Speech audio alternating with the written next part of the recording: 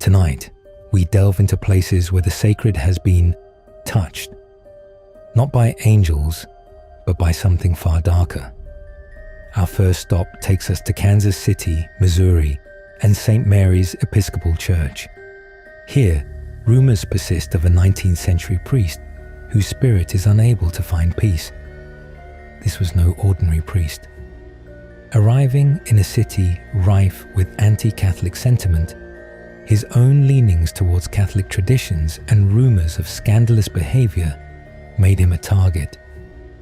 Accusations flew, his reputation was dragged through the mud, and ultimately, his life ended abruptly by poison. But his passing was not the end for Father Jardine. Many who have been near St. Mary's late at night report an unsettling feeling of being watched. Strange footsteps echo in the empty building, and the phantom scent of incense fills the air, even when no candles are lit. Some have even claimed to see the shadowy figure of a priest with a flickering candle in the second-story window, a silent sentinel forever bound to the church he served and the controversies that consumed him. Father Jardine's spirit, forever in torment, a chilling reminder that judgment and scandal can leave an indelible mark, even in the most sacred of places. Our next destination leads us to the vibrant yet haunted city of New Orleans, Louisiana, and the majestic St. Louis Cathedral. Beneath its soaring spires and stained glass windows lurks the spectral presence of Père Antoine. This man of the cloth was a significant figure in the city's early days, even officiating the marriage of the legendary voodoo queen, Marie Laveau. But his story has a darker twist. Whispers claim Père Antoine was secretly connected to the Spanish Inquisition, though eventually exiled and later returning as a beloved figure. Some believe the weight of his past deeds, the secrets he carried, tether his spirit to the cathedral grounds. They say his shadowy figure can still be glimpsed through the stained glass windows during Mass, a silent observer of the faithful. Others claim to feel his unseen presence in the quiet gardens behind the cathedral, a lingering echo of a life intertwined with both the sacred and the shadowed. Père Antoine, forever bound to the St. Louis Cathedral, a haunting reminder that even within holy walls, secrets can leave an eternal imprint.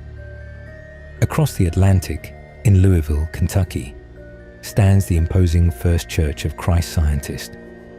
Here, tragedy has woven a dark thread into the fabric of the building. Local sightings of the Lady of the Stairs, a young woman, forever pacing the steps. They say she was a member of a prominent family, deeply in love with a soldier. Their secret meetings took place right here, on these very stairs, under the watchful gaze of the church. Their plan was to escape, to be together despite her family's wishes. But on the night they were to meet at this sacred place, he never came. She waited, a jilted bride, her heart shattering with each passing moment. Unbeknownst to her, tragedy had struck. Her beloved soldier had succumbed to illness at a nearby camp. Chilled to the bone, believing herself abandoned, she returned home, only to fall ill herself. And in a cruel twist of fate, she too passed away, never knowing the truth. Now, they say her spectral figure still walks those stairs, forever waiting for a love that will never return. We now journey north to Manitoba, Canada, and the seemingly serene saint. Andrew's on the red, but don't let its peaceful facade fool you. This historic church is said to be haunted by not one, but two unsettling figures. Who are they? Some say they might be former community members, their spirits unable to find rest. Others speculate they could be Captain William Kennedy and his wife. Their story now woven into the very fabric of this haunted place. The church itself seems to hold its breath, with reports of the antique pipe organ playing by itself when no one is there. those who dare to venture near at night speak of glowing red eyes that drift through the cemetery trees, watching, waiting. St. Andrew's on the Red, a place where history and the supernatural collide, a chilling reminder that some stories and some spirits never truly fade.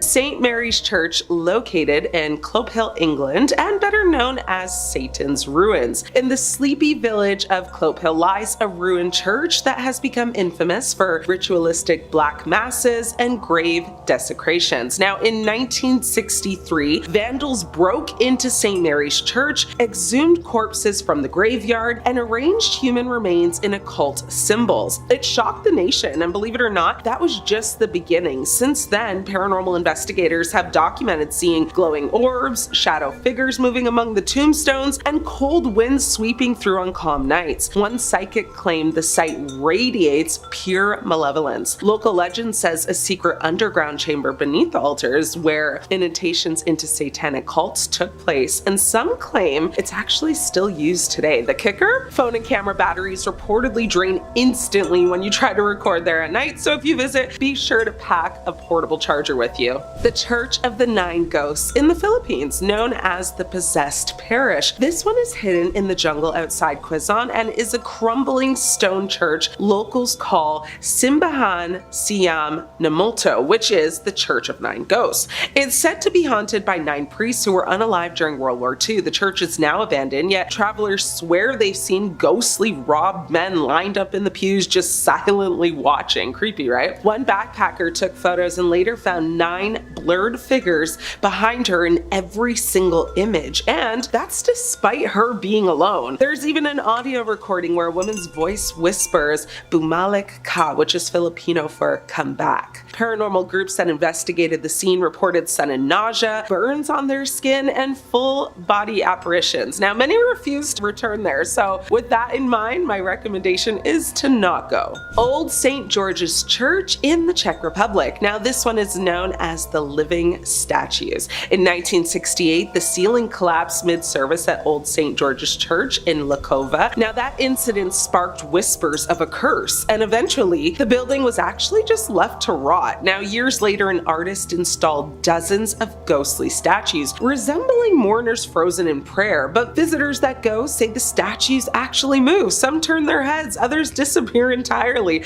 only to reappear the next day in a completely different pose. Tourists report extreme chills, phantom voices reciting Latin prayers, and sensations of being watched from inside the pulpit. One woman who went actually fainted while standing amongst the statues and claimed she saw the face of her deceased mother in one of them. That's just terrifying. Our Lady of the Angels Cathedral, located in Los Angeles, and this one is known as the Screaming Sanctuary. LA's massive Our Lady of the Angels Cathedral was actually built in 2002, so not that long ago, but beneath it lies the site of a 19th century cemetery. Now, during construction, workers uncovered human remains, and ever since, whispers of strange phenomena have followed the church. A priest actually reported that the confessional booths shake violently at night. One security guard actually quit after seeing a woman in a veil walk through a locked glass door, whispering, "You buried me wrong." And during a 2014 midnight mass, a live microphone picked up a scream that none of the people there could actually hear in person. Only those listening online heard it. Audio engineers couldn't explain it either, so it's still a mystery. But the Vatican sent an inquiry the next month, and even still, nada. So visit at your own risk, but report back if you do and let me know how that goes. Borg Vanette Church in Sweden. This one has a pastor that never left, reportedly. Now, the Borg Vanette Church in northern Sweden is so haunted, it was actually converted into a hotel for ghost hunters. Built in 1876, the rectory was home to many pastors who all reported violent poltergeist activity, and one claimed he was even thrown from his chair by invisible hands. Visitors who go here hear crying babies, doors slam on their own, and chairs that are rocking by themselves. Now, a photo from 1981 reportedly shows a woman in 19th century clothing floating in a hallway. Now, if you stay the night, you're actually given a certificate, but most don't actually make it until dawn. So one woman locked herself in the bathroom for hours, saying something something was trying to crawl into her body. So you literally get a certificate if you make it. It's kind of like when a burger joint gives you a prize if you finish their like 20-pound burger in 30 minutes. Honestly, I love a good challenge. This one seems worth it to try. I mean, I'm not gonna go, but you go and come back and tell me if you made it. We'll be waiting. Stoll Church in Kansas, USA, which is also known as the Devil's Gateway. Now, the Stoll Cemetery and church are so feared, some locals won't actually say its name out loud. Legend says a hidden staircase beneath the church ruins leads directly to hell, and that the devil himself rises there twice a year, once on Halloween and once on the spring equinox. Now, the church was mysteriously torn down in the 90s at some point, but stories persist. Visitors have seen hooded figures appear behind gravestones and then just vanish. Electronics fail instantly, and one woman claims her unborn baby stopped kicking in her belly during her visit and only resumed movement when they actually left the grounds. So that's creepy. Even Pope John Paul II reportedly diverted his plane around Kansas to actually avoid flying over Stoll. So yeah, this one is a no for me. I'm good. Notre Dame de la Garde in Marseille, France. Now, this is the Church of Unanswered Prayers. Known as the protector of sailors, this basilica in Marseille has a dark undercurrent. During storms, prayers are basically offered here to keep boats safe, but locals say if your prayer is rejected, you'll know instantly. Several fishermen have gone missing at sea after visiting the church and reportedly mocking its sacredness. Now, inside, people have heard whispers in Italian or Latin despite no one being nearby. A journalist caught a photo of what looks like a black shadow with horns looming in the upper gallery. Some visitors describe being overcome with grief and dread despite, entering feeling completely normal. Locals say the church knows who you are and what you've done. I don't need my dirty laundry aired out, so I'm gonna pass on this one. Poveglia Island Church in Italy. Now, this is the island of no return, as you know. Now, off the coast of Venice lies Poveglia Island, once a quarantine zone for plague victims and later home to an asylum. The island has a crumbling church where the bell tower still rings, even though the bell was removed years ago. Legend says a doctor who basically tormented patients threw himself from the tower after claiming he was being dragged to hell by ghosts. His body was never recovered. No one lives there now. Locals say if you try to set foot on the island, you'll never feel clean again, whatever that means. And some believe the church was never holy to begin with, only built to hide the evil beneath it. Churches are meant to be places of peace, right? Forgiveness and light, but these are the ones where the light no longer reaches. Whether cursed, abandoned,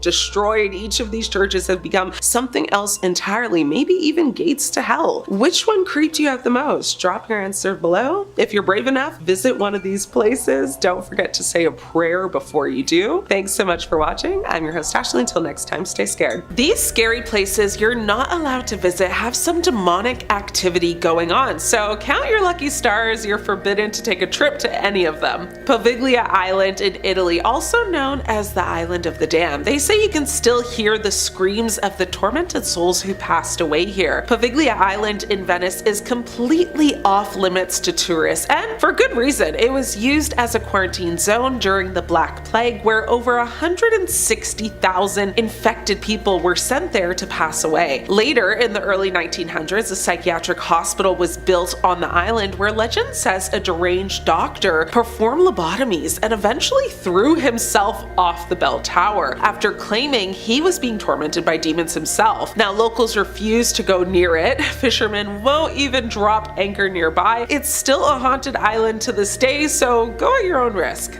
Starting off with the cursed chapel of the damned. Now, St. Mary's Church in England, St. Mary's Church in the small village of Botsford, England, is a place of dark legend. According to local lore, the church is haunted by the ghost of a young girl who was brutally unalived by a satanic cult in the 17th century. Visitors to the church have reported strange occurrences, including unexplained noises, moving shadows, and an intense feeling of dread. Local resident Sarah Jenkins had said once, "I've been visiting St. Mary's for years, and I've always felt a sense of unease, but one night I saw a ghostly figure of a young girl standing in the pews. It was like nothing I've ever seen before."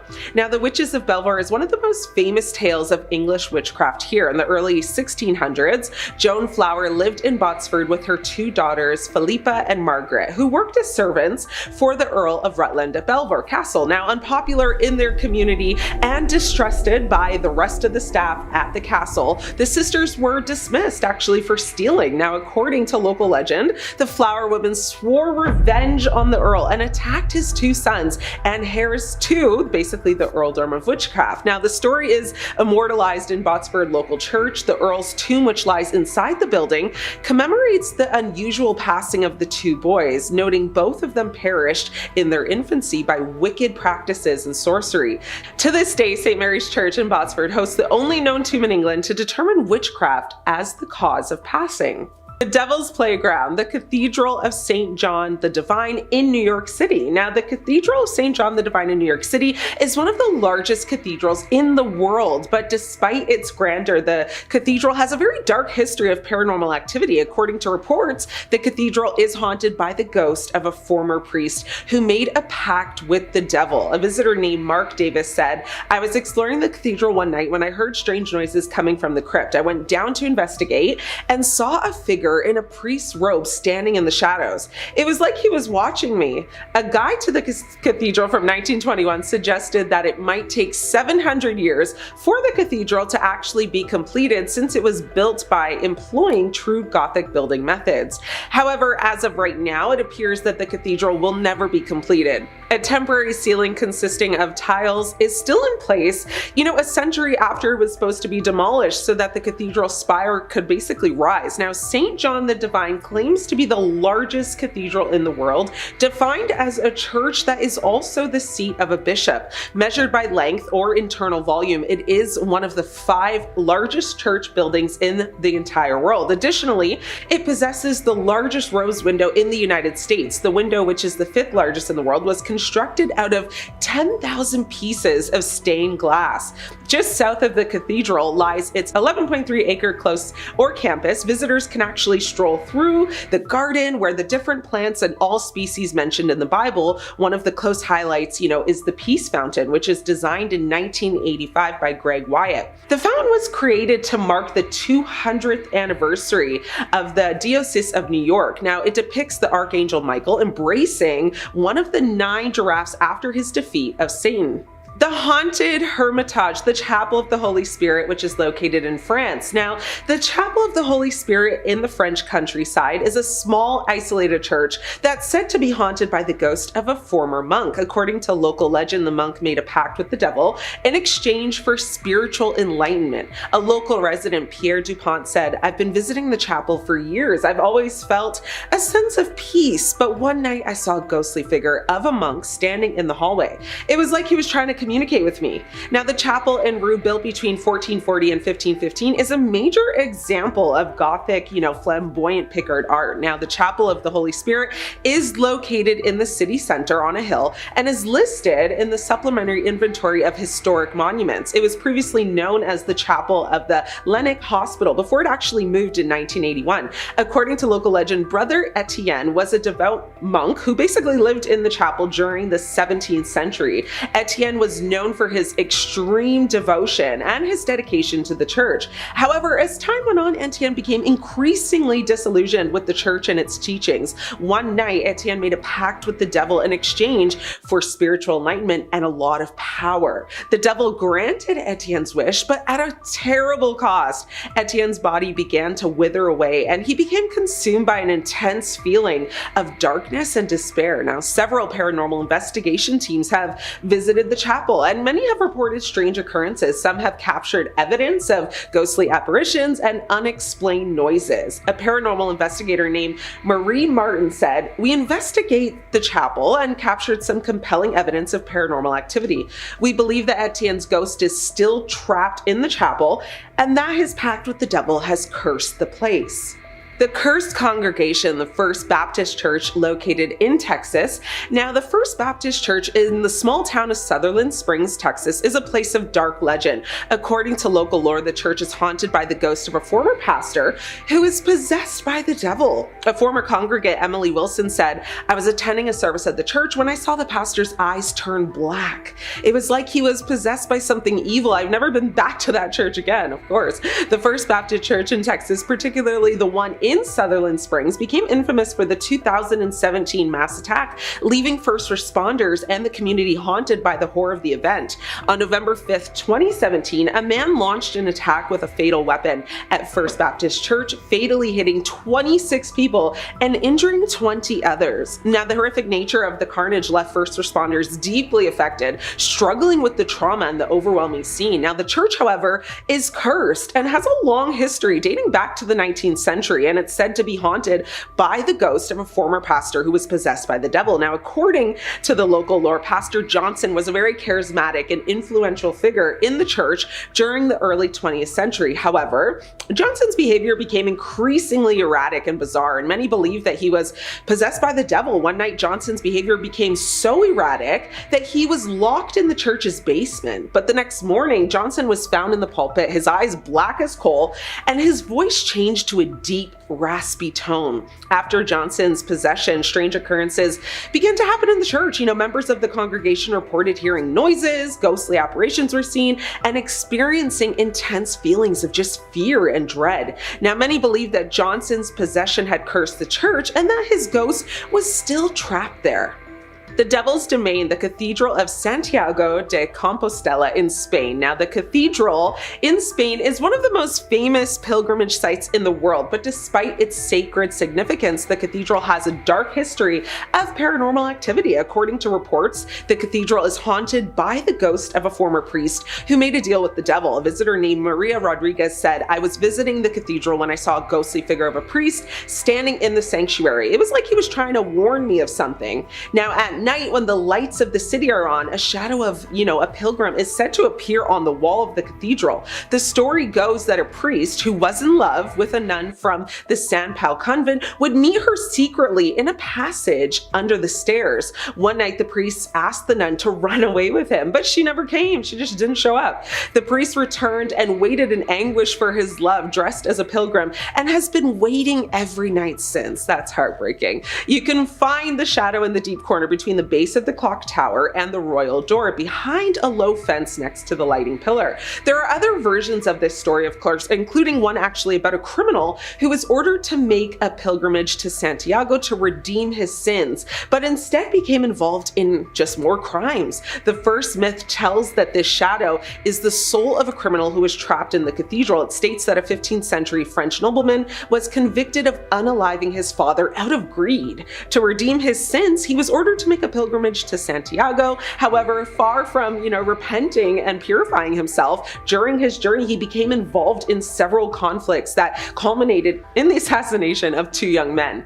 When he arrived in the city exhausted and with no place to rest, he decided to sleep at the doors of the cathedral. Around midnight, though, the ghost of his father appeared to him to forgive him for unaliving him, but told him that he must pay for the demise of the 2 pilgrims. Therefore, he condemned the Frenchman to wait eternally in the Quintana until their souls reached and finished their journey. How about we kick things off with a fabulous story about witchcraft and the flower woman over at St. Mary's Church in Botsford. The Witches of Belvoir is one of the most famous tales of English witchcraft, and if you don't know it, don't worry, that's what I'm here for. Welcome to my new favorite thing. Let's picture things together, folks. There's this old Gothic church with a towering spire surrounded by gravestones, and it's called St. Mary's Church. Sounds like the perfect setting for a horror movie, right? So back in the early 1600s, there was this woman named Joan Flower who lived there with her daughters, Philippa and Margaret. They were basically outcasts in their community, and they worked as servants for the Earl of Rutland at Belvoir Castle. But here's the thing, they got fired for stealing, and that's when things took a turn for the worse. Legend has it that the flower women were so ticked off about getting canned that they decided to get revenge on the Earl. And how did they do it? Well, let's look at the times. Witchcraft, of course. Yeah, apparently they put a curse on the Earl's 2 sons, which were the heirs to his earldom, and well, let's just say it didn't end well for the boys. Fast forward to today, and the story is still giving people the EBGBs. This church is like ground zero for creepy tales. Inside the church, there's this tomb that commemorates the deaths of the 2 boys, and it says that they were, killed by wicked practices and sorcery. Fun little additional fact for y'all, St. Mary's Church is the only place in England where you can find a tomb that officially pins witchcraft as the cause of death. Which, that's a little chilling. No wonder the Pope wants to steer clear of this place. Who wants to mess with that kind of dark energy? So, next time you're in the area, maybe think twice before wandering into this church. Unless, you're into that whole haunted, cursed tomb vibe. Which, I am. I don't look like it today, but I promise. Normally my cup of tea. Alright, so we're going to stay in England for this next entry and move over to St. Mary the Virgin in Clophill. Clophill? Clophill? I looked up 5 different pronunciations and they told me 5 different things, so you tell me which one's right, folks. Originally built facing the west sometime around the year 1350, it's believed to have been erected on top of a leper hospital run by monks. I'd like to take a moment to note that it was built in the wrong direction, with churches traditionally facing east, the direction from which the sun rises, which is associated with the location of heaven and the return of the Messiah in Christian religion. Altars inside of these holy buildings would face in the eastbound direction for prayers. Some have claimed that because St. Mary the Virgin faces away from God, it thus opens the doors to hell, and ergo responsible for the tale I'm about to tell. Oh, that was a good rhyme. The building was abandoned in 1848 when the rector at the time made the decision to have a new church built, instead of expanding the previous one, which was much needed due to the rapidly growing congregation.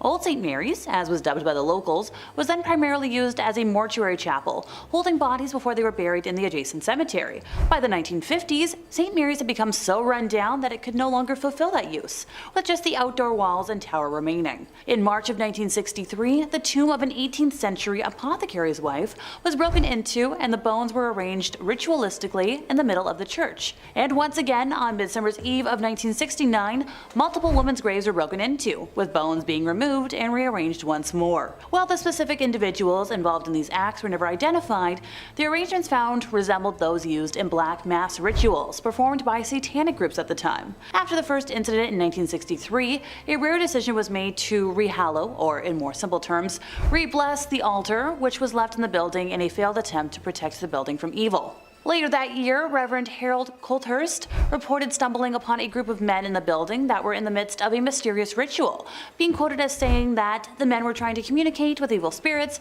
chanting some sort of mumbo-jumbo. They were definitely in league with the devil. Modern-day visitors to the now landmark have reported seeing a plethora of ghostly figures during daytime, nighttime, faint lights moving about before vanishing mysteriously, along with reports of a chilly and oppressive atmosphere even during warm days. Yeah, I can see why some religious folks might not want to go there.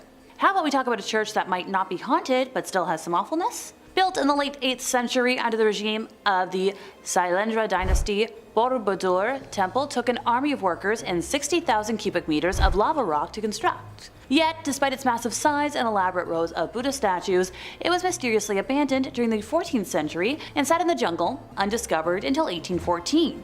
It was finally restored with the helping hand of UNESCO in the 1970s, and its walls have some weird carvings, depicting the tormenting of humans, beheadings, and much more gruesome visuals that throw some light on the violent buried past of the site. I can't go into detail, sadly. Despite efforts to protect the temple, a few stupas were nearly destroyed during an attack in 1985.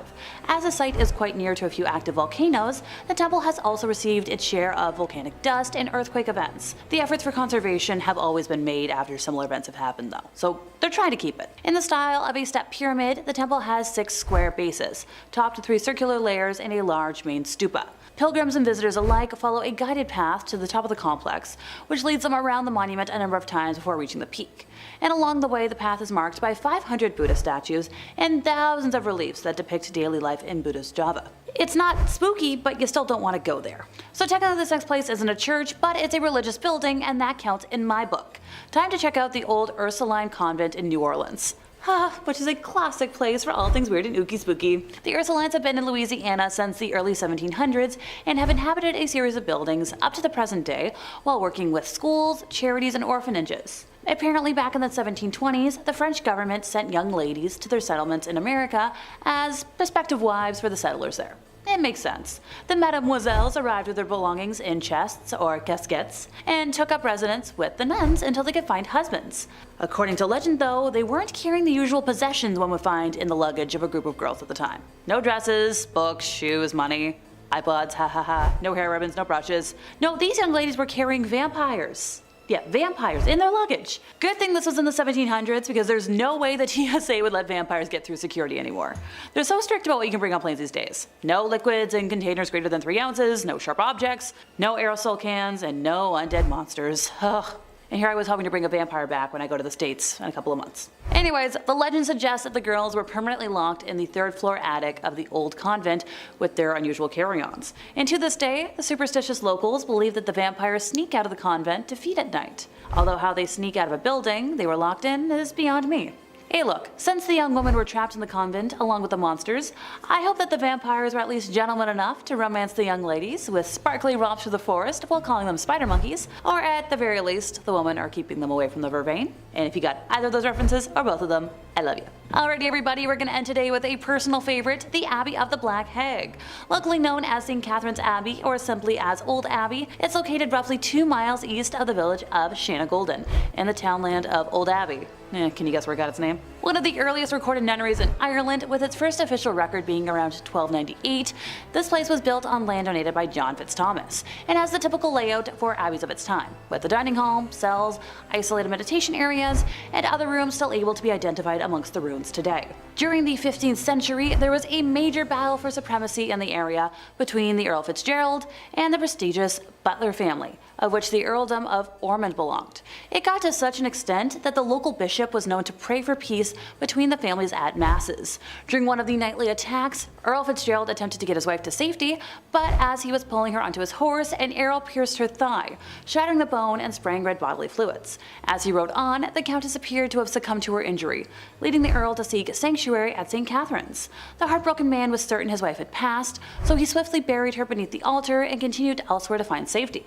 As the night went on, the nuns and residents began to hear hair-raising screams and made the decision to rebury the countess in the hopes of bringing her peace. When they dug up the body, they discovered her fingers were broken, her nails had been torn off. The poor woman had been buried alive, with a very slow and tumultuous end of her life. To this day, it is believed the countess has been unable to find peace and continues to scream in anguish, waiting for her husband to save her from a fate truly worse than death. Moving slightly ahead in time, we come to the Black Nun herself. Described as one in the order that wasn't content with being humble, helping others over herself, and the servitude to God, she instead craved power. The hag had her own cell, where she worshipped Satan and performed black magic, becoming a slave to the occult. Now this was the highest form of blasphemy in the church, and the other nuns in the order fled the abbey, while the hag remained in her now House of Darkness. I like ye.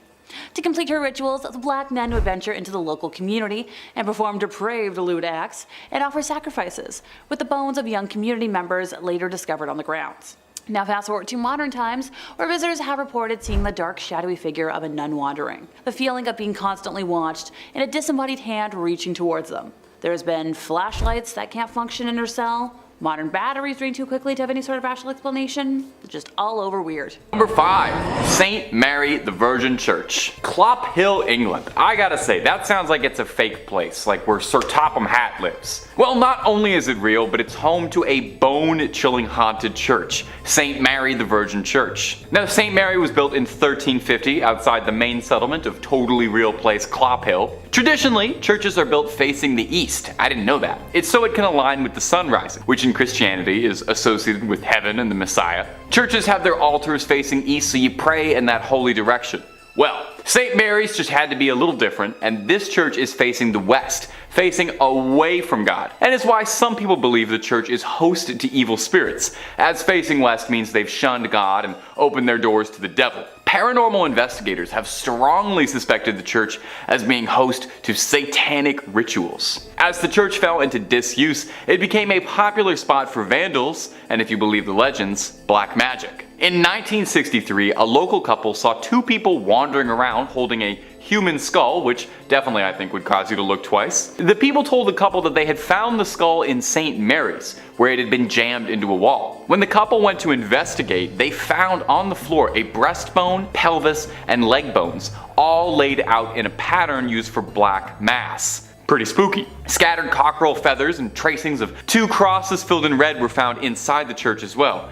And as if that wasn't slightly unnerving enough, they also found that 6 graves of women in particular had been tampered with as well. All signs seem to be pointing towards some dark rituals happening at St. Mary's Church. Common sightings at the St. Mary's Church range from smaller scale things like strange screeching during the night or hearing the bell going off despite being long abandoned, and the more threatening reports seeing tall, dark dark figures wandering the ruins of the church, perhaps getting themselves ready for another ritual, or perhaps they've been contacted by a ritual and are arriving. Only thing I know is I won't be checking out the midnight mass there anytime soon. And if you're interested in way more scary stories of all manners, cryptids, conspiracies, churches, hauntings, aliens, we've got a little bit of everything at Top 5 Scary. So click on through, find something to get cozy with, and subscribe, and make sure you hit that bell so you catch all of our videos as they drop. But do all that stuff at the end of this one, okay? Because we got way more haunted churches for you coming right up. Number 4. Our next entry on the list today is going to be the Aquia Episcopal Church. And if you haven't said that, try saying that 10 times fast. I dare you. Located in picturesque Stafford, Virginia. The church has 200 years of history to it,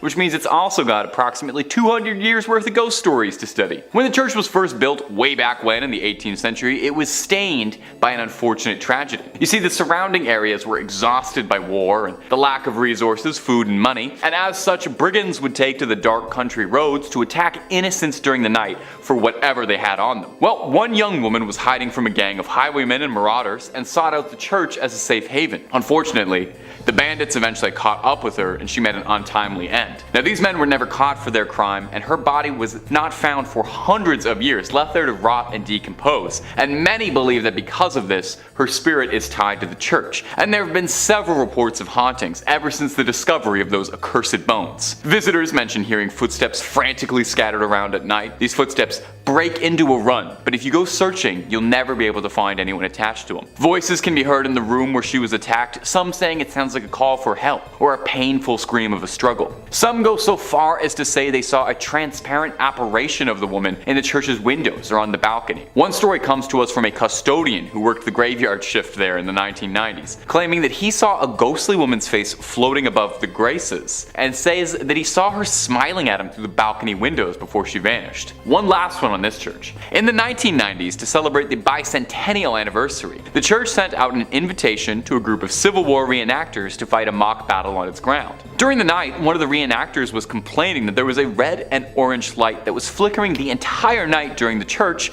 that prevented him from sleeping. The man explained this to the father of the church, and the father explained back that there was no electricity in the vestry, and that the light must have been the spirit confused by why the Civil War had started up again. Imagine, you're a ghost, you're already out of time, and then you look outside and you see guys from your time? My little ghostly sense of the world would be so thrown off. I would have to buy a new ghost calendar. Number 3. Monaster Nagayal de Duff, or Abbey of the Black Hag if you don't got all that time. Wow, you see that? You see what that church is called in that little chyron below me right now? I'm just supposed to pronounce that with my lips? Okay, it's also called the Abbey of the Black Hag, and that's what we're going with. We're not calling it that other thing.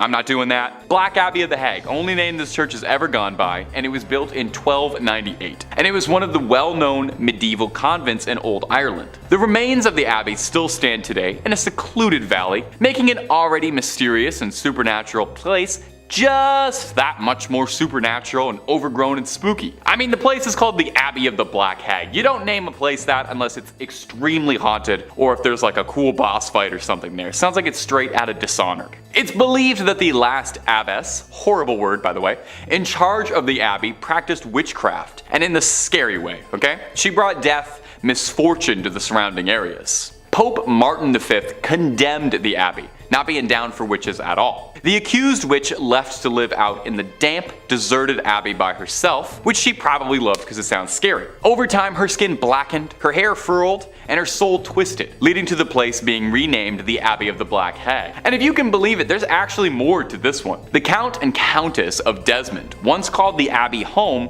when attempting to flee their attackers, where the Countess was fatally struck by an arrow and buried by her husband. But it wouldn't be the end of the Countess, because sightings of a ghostly figure around the ruins of the abbey were common, meaning someone eventually went to dig up that grave, finding worn out finger bones, meaning she was still alive when she was buried. It's said now that a woman's panicked shrieking can be heard in the early hours around the abbey. Number 2. The Borley Rectory. The Borley Rectory is an old London estate that has the unique distinction of being considered the most haunted building in the United Kingdom, no big deal or anything. Almost immediately after its construction, stories of hauntings started to creep out. One of the first local legends says that in the 12th century, a priest and a nun had a naughty little affair, and when they were discovered, the nun was bricked up and left to rot in the nearby church. Since then, they say that her spirit roams the rectory. In 1900, 4 daughters of the then estate owner all said that they saw a nun wandering around the estate late at night. They tried to talk to her but got no response back, just a scary ghost stare. The family claimed they'd see this nun around the property, and on one occasion they thought they saw the spectral apparition of a horse-drawn carriage with a headless rider, some real Sleepy Hollow stuff. From there on, there was all these reports of bizarre sounds or strange shadows creeping out the corner of your eye. In 1927, the estate changed hands as the original family owning the estate had all passed on, and a new family, the Smiths, had moved in. Shortly after, they discovered a human skull in the cupboard in a brown bag. Which is not a great housewarming gift, to be honest. They reported poltergeist behavior, unexplained footsteps, lights flicking around them, and the same sightings of headless specters. Now, they only lasted 2 years, not being down for any of the hauntings or skulls in cupboards, any of that business. And the next family, the Foysters, didn't have much better luck. They had objects flying around their home, and on one occasion claimed their daughter was attacked by something truly horrible. They moved out as well. And the last owner of the rectory would be Captain Gregson, who accidentally lit the estate ablaze while unpacking, although insurance claims they think the fire was started intentionally, perhaps in a desperate attempt to cast away whatever evil has been trapped in the Borley Rectory for so long, or perhaps he unintentionally unleashed it out into the world. Time will tell. At number 1, Mortemer Abbey. Mortemer Abbey is a monastery in the forest of Lyons, France. A real old church built in 1134 on marshland, near the stagnant water of the drainage lake. The monks dug it out to try and dry the marshy land around the Fulbrock stream, which was called the Dead Pond.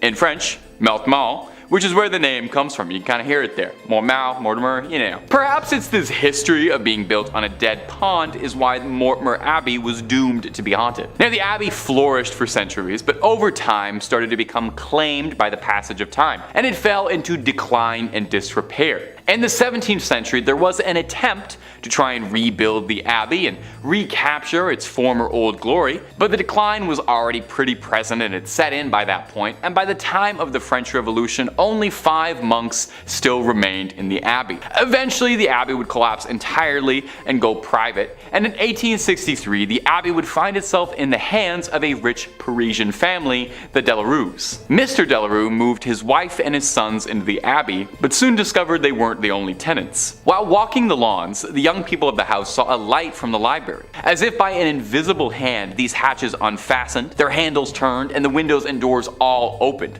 The paintings on the inside of the abbey turned themselves around and steps thundered out into the halls, and nobody moved out immediately after. I would have started looking for new real estate right then and there. But one night the young Delarue, Charles, had his fiancée over to come see the estate that would become her new home in marriage. She was offered the guest room, but found herself terrified during the night when she couldn't sleep because she was too busy being tormented by mysterious sounds and objects around the room that were hurling themselves around, being possessed by something. Having had, quite frankly, enough, like I think any of us might have, the young suitor announced she would never live in this house, called off the entire marriage, and hurried back to Paris tout de suite, where there were plenty of handsome young men asking her hand in marriage who didn't live in old haunted estates, okay? That's the message to take away from this. Get the love you deserve, and the love you deserve is not in a haunted house. Okay, I think I'm gonna start off today with the Emanuel Baptist Church in San Francisco. Now, this place was cursed from the start. In 1878, the church moved from a rented hall on 22nd and Folsom to more permanent digs at 22nd and Cat. Now, a short time later, the church's first pastor, Reverend Charles Hughes, slashed his own throat with a straight razor. His replacement chose a more common method of ending it all and fired an explosive into his own head. 2 ministers, 2 lives ended early. You'd think that mission residents would have burned the place to the ground after that and called it a day, but the church just kept trucking. The congregation moved to a new building on Bartlett Street between 22nd and 23rd in 1890, and things stayed quiet for nearly 5 years. When the Reverend John George Gibson took over the church in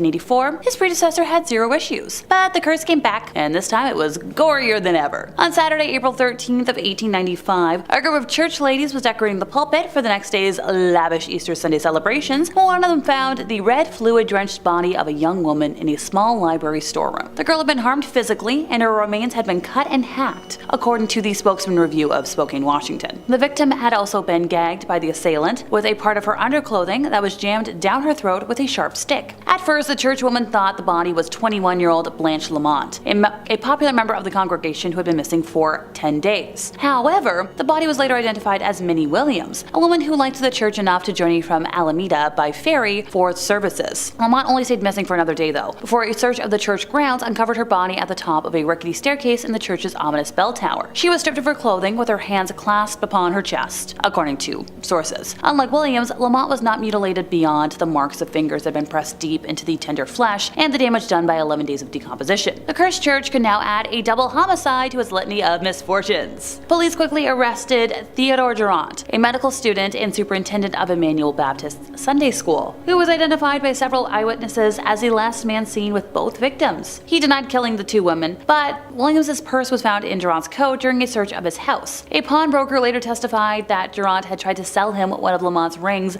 days after her disappearance. The jury found him guilty in just 22 minutes on November 1st of 1895. After the killings, Mission residents called for the cursed church to be burned to the ground, but it stayed. Even the earthquake of 1906 and the fires that followed failed to take down the building. At this point, I've lost track of how many people died at or because of this church, and as somebody who was already uneasy around religious buildings, hell to the no. The amount of bad energy is just oozing from this place. Sorry folks, it doesn't get any better with the Egg Hill Church. Now, supposedly, this is one of the most haunted churches that we know of. Legend has it that the crazy pastor of the Egg Hill Church killed all his parishioners post-communion, and soon after, went the way of the rope necklace. Local legend says that in the late 19th century, the church's minister decided to kill his entire congregation during a Halloween service. While the congregation's younger generation played in the rooms below the main church, the minister passed around poisoned bread and wine. While the second congregation choked on their last words, their offspring rushed upstairs to see the final moments of their parents. At the crescendo of the atrocity, the debauched minister went the way of the rope necklace near the altar. Some believe that his ghost haunts the abandoned church, while others believe that the ghosts of his victims haunt it. People have reported hearing the cries of the young victims that died at the hands of the pastor, even though the building remains locked away and empty. And hey, if that wasn't enough, word has it that the abandoned church and its premises are vandalized, along with being haunted by ghosties. Not that I think it'll do any good, but this is a warning to urban explorers and wannabes, maybe just avoid this one. Our next church might be a little obvious, but St. Michael's over in Chernobyl shouldn't really be on anybody's must-see list. It's about 5 miles from the Chernobyl nuclear power plant complex and 3 miles from the border of Belarus. It's in the abandoned region of Krasny. It is located on the left bank of the Pripyat River and was previously part of the Red Chernobyl area, near the center of the village of Krasny, so this is the Russian Orthodox Church, St. Michael's. It was built in 1800. It's encompassed by iron gates decorated with a cross and diamond motifs, and it's about 215 years old, and shockingly, apparently it's not as dilapidated as one might imagine. The peeling, thick, white painted exterior, the 8-foot-tall mustard-toned oak doors, the blue and green paint, hand-carved details and embellishments, and it's also topped off with not one, but 2 beautiful copper classic onion turrets. And this all rises in the most beautiful, regal, colorful contrast amidst what is now a forest. Officially, St. Michael's has not been used in decades, but it's still, I guess, in good condition. After viewing so many buildings that have become ruins, one can only look at this fascinating structure and imagine its future. The pews have all been removed, and several of the decorative wall coverings have shed, and paintings have disappeared. In the nave, a menumalia, or candle stand, and iconostasis, icon stand, are still poised and at the center of attention. Accompanying these staples of a traditional Russian Orthodox church, there is a small table where people come to leave offerings. Now, unless you want to burn whatever you're wearing after your visit, this isn't the church you want to spend time at. Now, this next church has a name that's kind of deceiving: the Chapel of Ease. If one were to travel along Martin Luther King Jr. Boulevard on St. Helena Island, shortly before you reach the Hanging Tree, off to the left you will find the ruins of an old church, what is known in the area as the Chapel of Ease. This chapel was built to serve the population of the area, since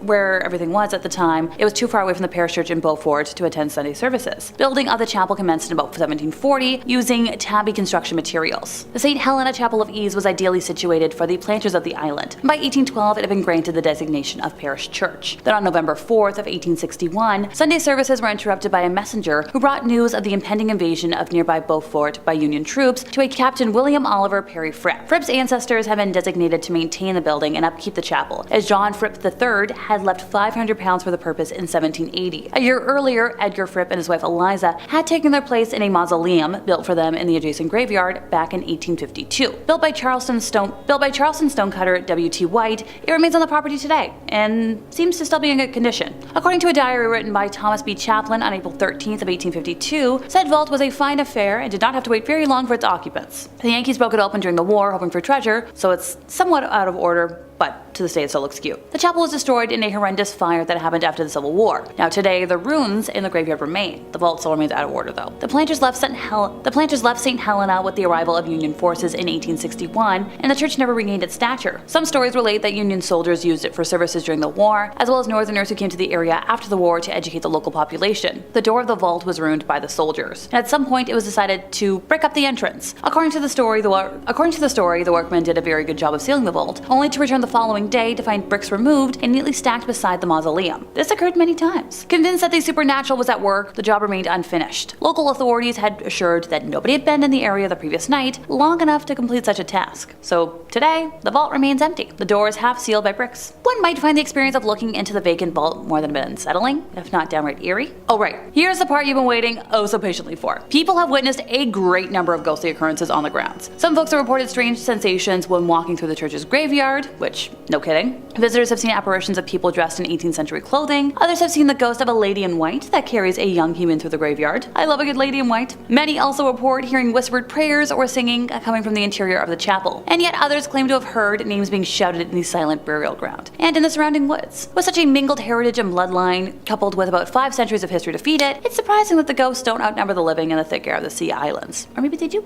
And finally, we're ending our time today with l'Abbaye de Mortemer, or Mortemer Abbey. For over 80 years, Mortemer has stood as a haunted haven, a landscape woven with the threads of tales and specters. The Garage, a wolf woman, made her initial spectral appearance in 1884. Then there's Mathilde, the ethereal white lady, once a woman and now a dream haunting the corridors of the abbey. The ghosts of 4 monks, their lives extinguished during the tumultuous times of the Revolution, echo through the ages. Despite the skepticism of many, rumors persist, like, they do. The abbey underwent an exorcism in 1921 in an attempt to dispel the otherworldly energies that seemed to cling to its stones. Jacqueline Charpentier Café, the present guardian, stands as a bastion of reasons in a landscape often clouded by spectral whispers. Witnesses add layers to Mortimer's enigma. A guide with a trace of northern accent claimed a mystical connection to the abbey when a hairpin was cast into St. Catherine's source. A year later, she returned with her husband, the hairpin's allure transcending the mundane. Another solitary witness, tasked with a job within the abbey's walls, heard phantom footsteps echoing through its halls. A slow, deliberate gait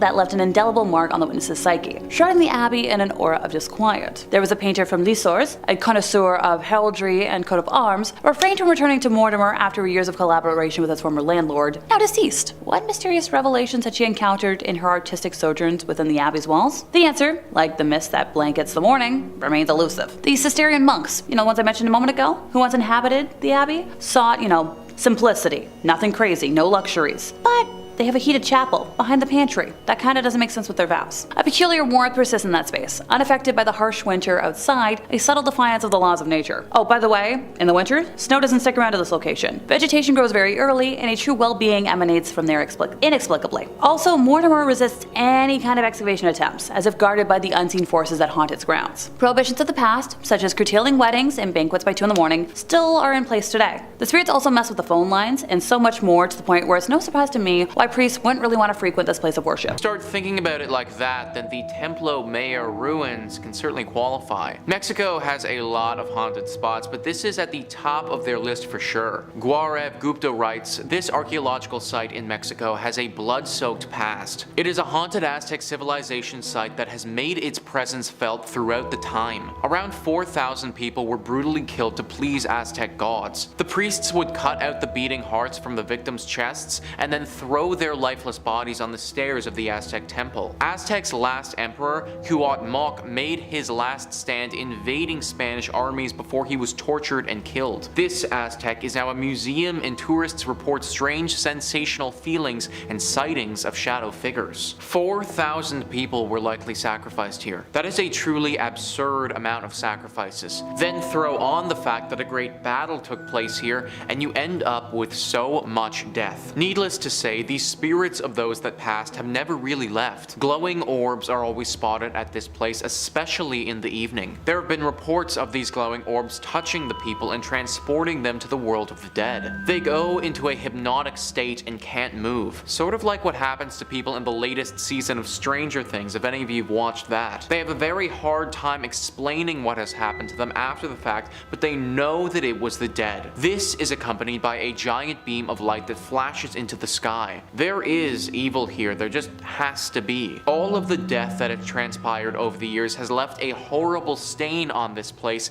and evil has congregated here. No one knows what type of evil or what spirit is behind this, but just know that this is a scary place that you should probably avoid. Number 4 on this list is the Ness Church. Ness Church is a Norwegian church that is no longer operating. It's a collection of ruins now and a very popular spot for ghost hunters. The ghost hunters have discovered that electronic equipment, or your standard cell phone, isn't going to do so hot in this church. For whatever reason, the second that you bring anything like that in, it just completely shuts down. If one wants to have an electronic device here, then it needs to be specifically made to withstand strong spiritual energy. The most popular myth surrounding the ghostly presence that resides here is a priest named Jacob Christian Finnegan. This was a priest who presided over this church from 1800 to 1837. Apparently, he suffered a very grim fate here along with his children. It's thought that he and his children were killed by an evil gang who came through the church looting it. They killed the priest and then, ever so cruelly, bricked his children up and left them to die. This is only one variation of the tale though, because one legend actually says that the priest did this to his kids himself. Regardless of which one is historically accurate, they're both pretty bad. The screams of these children are frequently accompanied by the sighting of this priest. It's said that he will stalk those who come here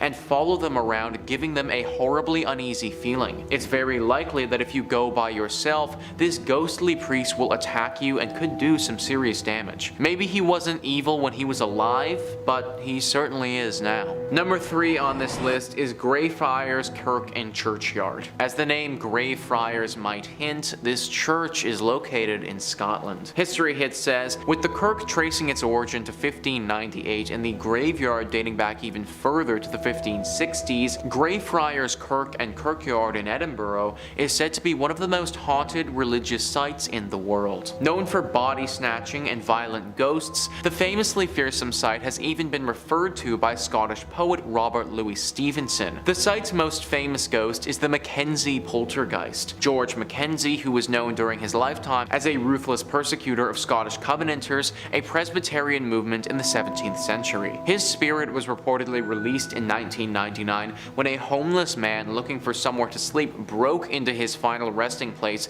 the Black Mausoleum. Next to this mausoleum is the former Covenanters prison, which housed some 1,200 members of a failed anti-government revolution in 1679. Only 257 prisoners came out alive, with the remaining dead said to haunt the churchyard. The negative energy that surrounds this church is said to be so strong that it's attracted some pretty powerful beings. The devil is the one being that people associate with this place. Some believe that this church is actually a secret lair for the devil, that these other demonic spirits are working to keep us away from this place so the devil can fulfill his evil agenda. If this is the case, then I think that we should do as the devil wants and leave it alone. Number 2 on this list is Borley Rectory. Built in 1863 in England, this is one of the most famous haunted churches in the world. We can thank the personalities of Ed and Lorraine Warren for bringing bringing it into the spotlight, as they had quite the experience at this church back in the day. The horror stories began back in 1929. A journalist named V.C. Wall was a photographer in the woods nearby the rectory taking pictures one evening when they saw something very strange. From the outside, the rectory looked like it had a light on, but if you walked inside, it was all dark. Wall also saw the ghost of a nun that evening walking around the graveyard looking as eerie as you may expect. After they told people about this story, some ghost hunters came forward and provided an explanation.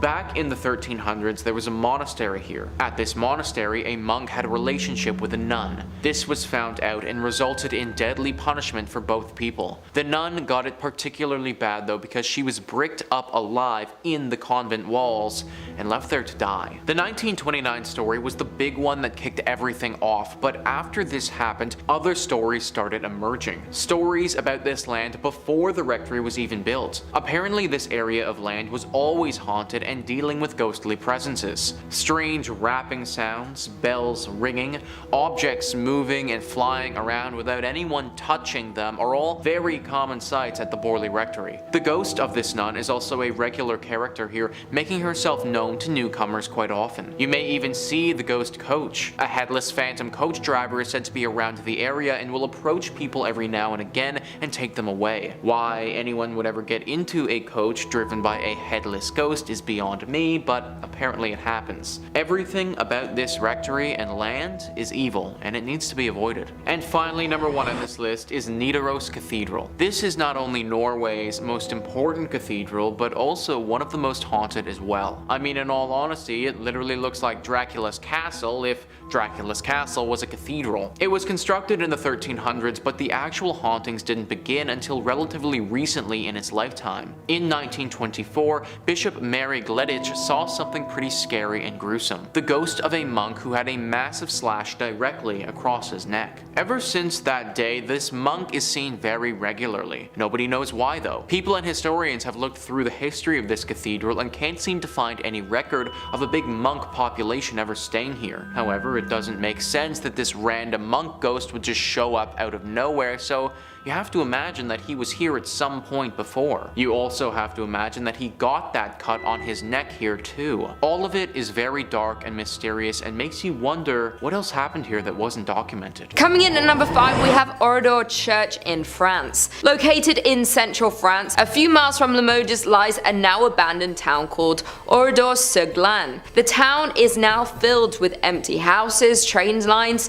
that are out of order, and a sign of tragedy. With roadside walls pocked with bullet holes, fire marks, scorching stone houses, the church roof has gone through some massive explosion. This tragedy happened on June 10, 1944, when Adolf Dieckmann received information from members of the Vichy regime that SS officers had been captured and were being held by members of the French resistance at Oradour-sur-Glane. Dieckmann led his team to Oradour-sur-Glane intent on revenge. Whether he went to Oradour-sur-Glane instead of Oradour-sur-Glane on purpose, or whether he mixed up the two towns because of the similarity in their names, is something we will never know. The men of the village were quickly rounded up, then herded into a variety of surrounding barns and garages, as the women and children were confined to the local church.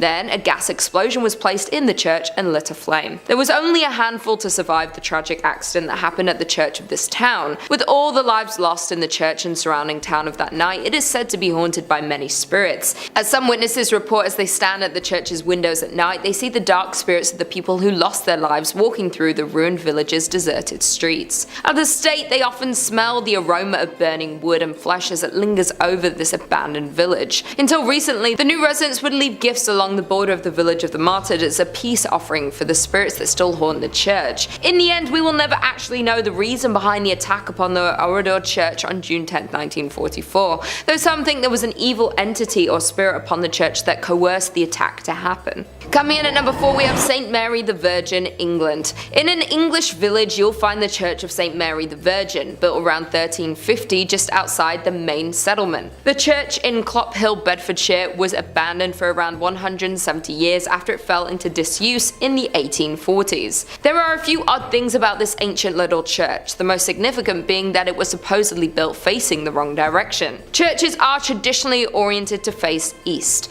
the direction from which the sun rises, which in the Christian religion is associated with the location of heaven and the return of the Messiah. Churches are positioned with the altar facing east so people will pray in that holy direction. Some have claimed that because St. Mary the Virgin Church faces away from God, it thus opens its doors to hell. Indeed, the church has a long history of reported hauntings and supposed satanic rituals. The 14th century church was reportedly used for satanic rituals in the 1960s. As rumor has it, bones were dug up and arranged in satanic patterns. A paranormal investigator has speculated that some kind of black magic was performed at a church in Clophill, making it one of the most haunted places in Bedfordshire. The investigator explained that there's definitely something strange going on at the church, and this personal view is that it's down to black magic practices held there. He explains that he has also had many people confess the terrifying experience that they've had with the church. One filmmaker told the investigator that he saw a dark shape that was extremely tall coming towards him. The filmmaker and his colleague ran when he felt something grab his arm, even though he couldn't see anything. Once police arrived to the scene, instead of laughing the claim off, they congested that they've spent a lot of time guarding the abandoned site, as many people experienced the same thing. Over the years, many people have reported seeing strange things near the church, from mysterious hooded monks to tall dark figures. In at number 3 we have Egg Hill Church, Spring Hills, Pennsylvania. Considered one of the most haunted churches known to man, we have Egg Hill Church in Spring Hill, Pennsylvania. The church was built in 1860 and was out of use by the 1920s. The most well-known story about Egg Hill Church is of the great number of people that supposedly lost their lives. This occurred at the turn of the century in the 1800s, when the pastor at the time ended the life of his whole congregation by poison and kept them in the nearby woods. Other stories say that the pastor only ended the life of the people of the parish. He reportedly would end their lives one by one under the mysterious circumstances and got away with it, until the day that he would be discovered, where he would end his own life in the church. Some who have been to the church say they have seen drawings of pentagrams and goats appear on the walls and ceilings, written by some unknown entity. Others say that from outside the church you can hear strange noises coming from the inside when the church is locked up and supposedly empty. Some claim the sounds are similar to children's voices. Therefore, there is no doubt that this haunted church has the potential to be cursed by the devil. In at number 2 we have Aquia Episcopal Church in Virginia. This church is said to be one of the most haunted churches in Virginia. Legend says that the church and the church graveyard, which has graves dating back to 1738, are both home to paranormal activity that has taken place for over 200 years. Even the early years of the church being opened were marked with tragedy. In the mid-18th century, a woman was hiding from a group of men within the church's walls and lost her life. Even more upsetting was the fact that she was not discovered until years later, when the church reopened after the Revolutionary War. No one knows exactly the details of the loss, yet there have been several claims of paranormal activity since. Her hair just as blonde as the day she lost her life. At that time, the church had lost funding due to the Revolutionary War, and that might have been the reason why no one discovered her body until later. Moreover, it's been said that blood stains from the murder remained on the floorboards for nearly 100 years, till it was replaced altogether with concrete. Many ghost stories worked their way through the community after the skeleton was discovered. Many parishioners refused to set foot in the church after dark. In the 1900s, people decided to seek evidence of hauntings for themselves.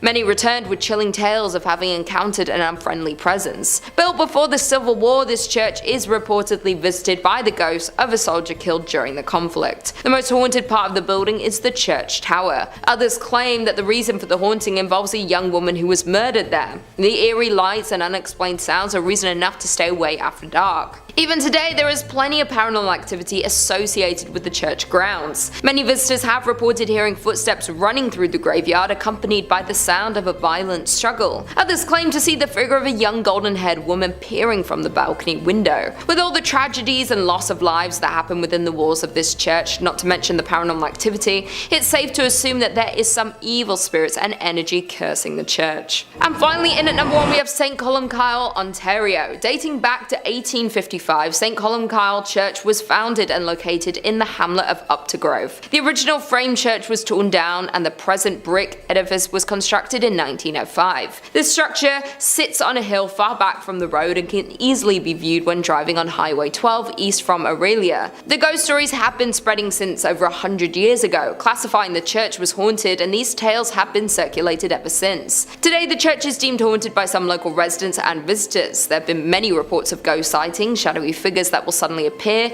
creaking doors and eerie music that will play randomly from the organ. There have also been numerous reports of shadowy sightings of a figure wearing a black hat that floats through the choir area, creating chills for those who had observed it. Mysterious candlelight has been seen flickering from the windows on stormy nights. Many believe the spirit responsible is that of a former priest who, according to legend, pledged to complete a specific number of sermons, though he lost his life before he was able to attain that number. Now some churchgoers say he is returning to fulfill that promise. In fifth, we have the Most Holy Trinity Church in New York, built sometime between 1882 and 1885 on land that previously served as a graveyard until 1853.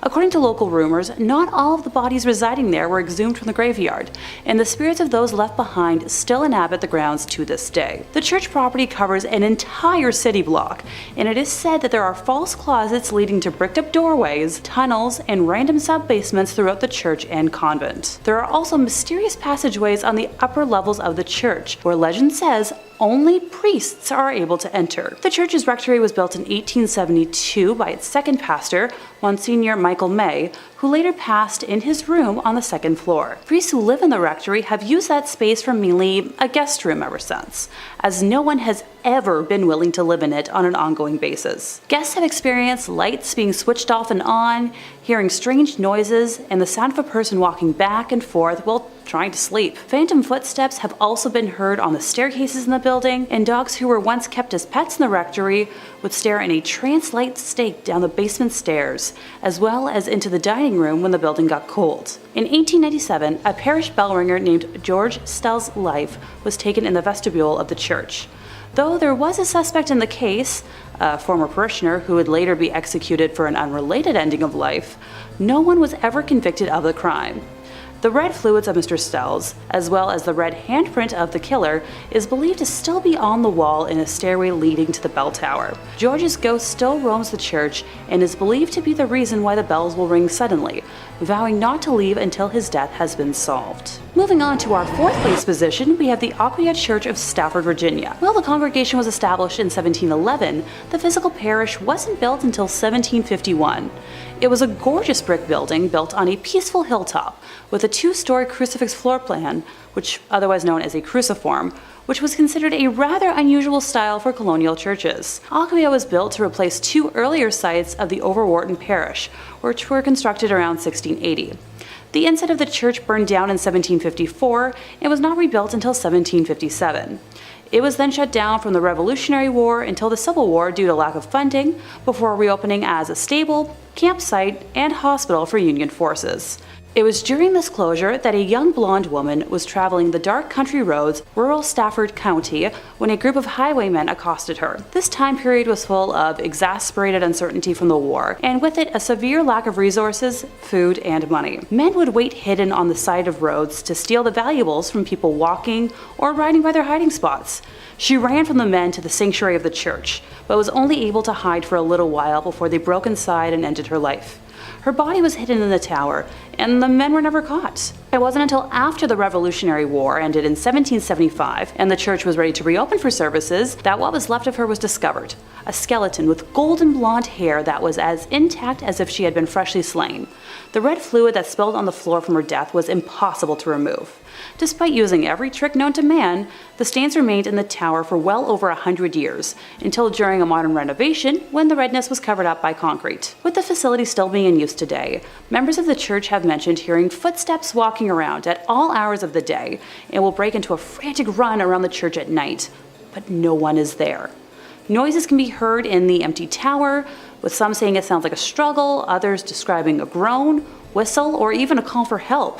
Many have also mentioned seeing a transparent woman in the church's windows, on the balcony, or even in the graveyard, dubbing her Blonde Beth after the hair of the skeleton. In the 1900s, brave people would try to stay overnight at the church, but were chased away by what they described as an unfriendly presence. A custodian working in the graveyard saw a ghostly woman's face floating above the graves, while another man saw a woman smiling at him through the balcony windows before she vanished. In the middle of this creepy sandwich, in third place, we're taking a closer look at St. Mary the Virgin, located on the outskirts of Clophill, England. Originally built facing the west sometime around the year 1350, it's believed to have been erected on top of a leper hospital run by monks. I'd like to take a moment to note that it was built in the quote-unquote wrong direction, with churches traditionally facing east, the direction from which the sun rises, which is associated with the location of heaven and the return of the Messiah in Christian religion. Altars inside of these holy buildings would face in the eastbound direction for prayers. Some have claimed that because St. Mary the Virgin faces away from God,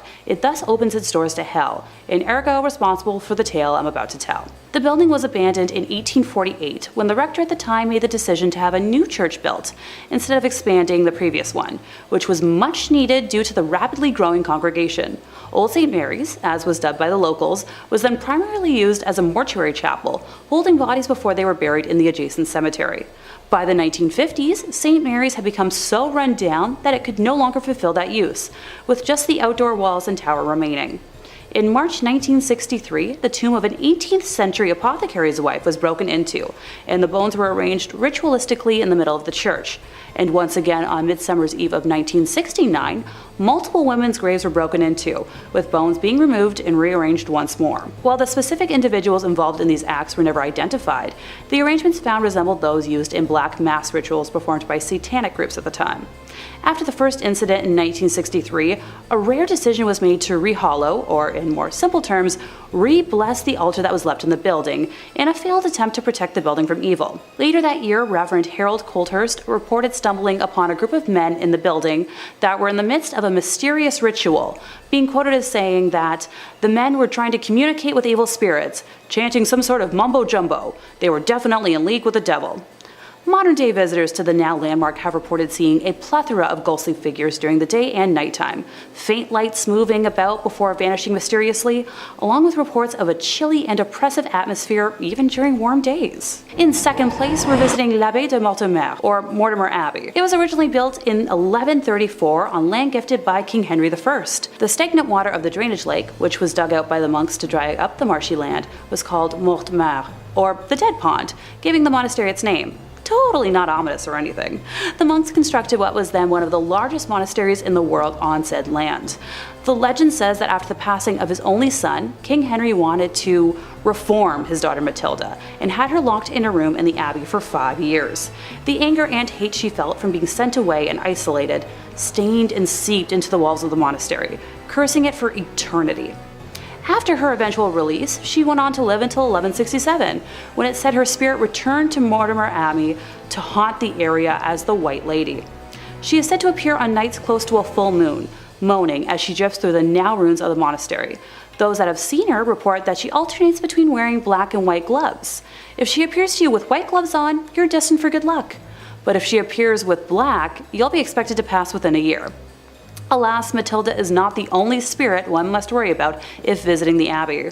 When the monastery was at its peak in the 1500s, a frail and suffering woman was brought to the monks with an illness it was believed that only they could aid. It was revealed that she was possessed by the spirit of a wolf and cursed to become a werewolf for several nights. The monks chained her to a room and conducted multiple exorcisms in an attempt to eradicate the spirit.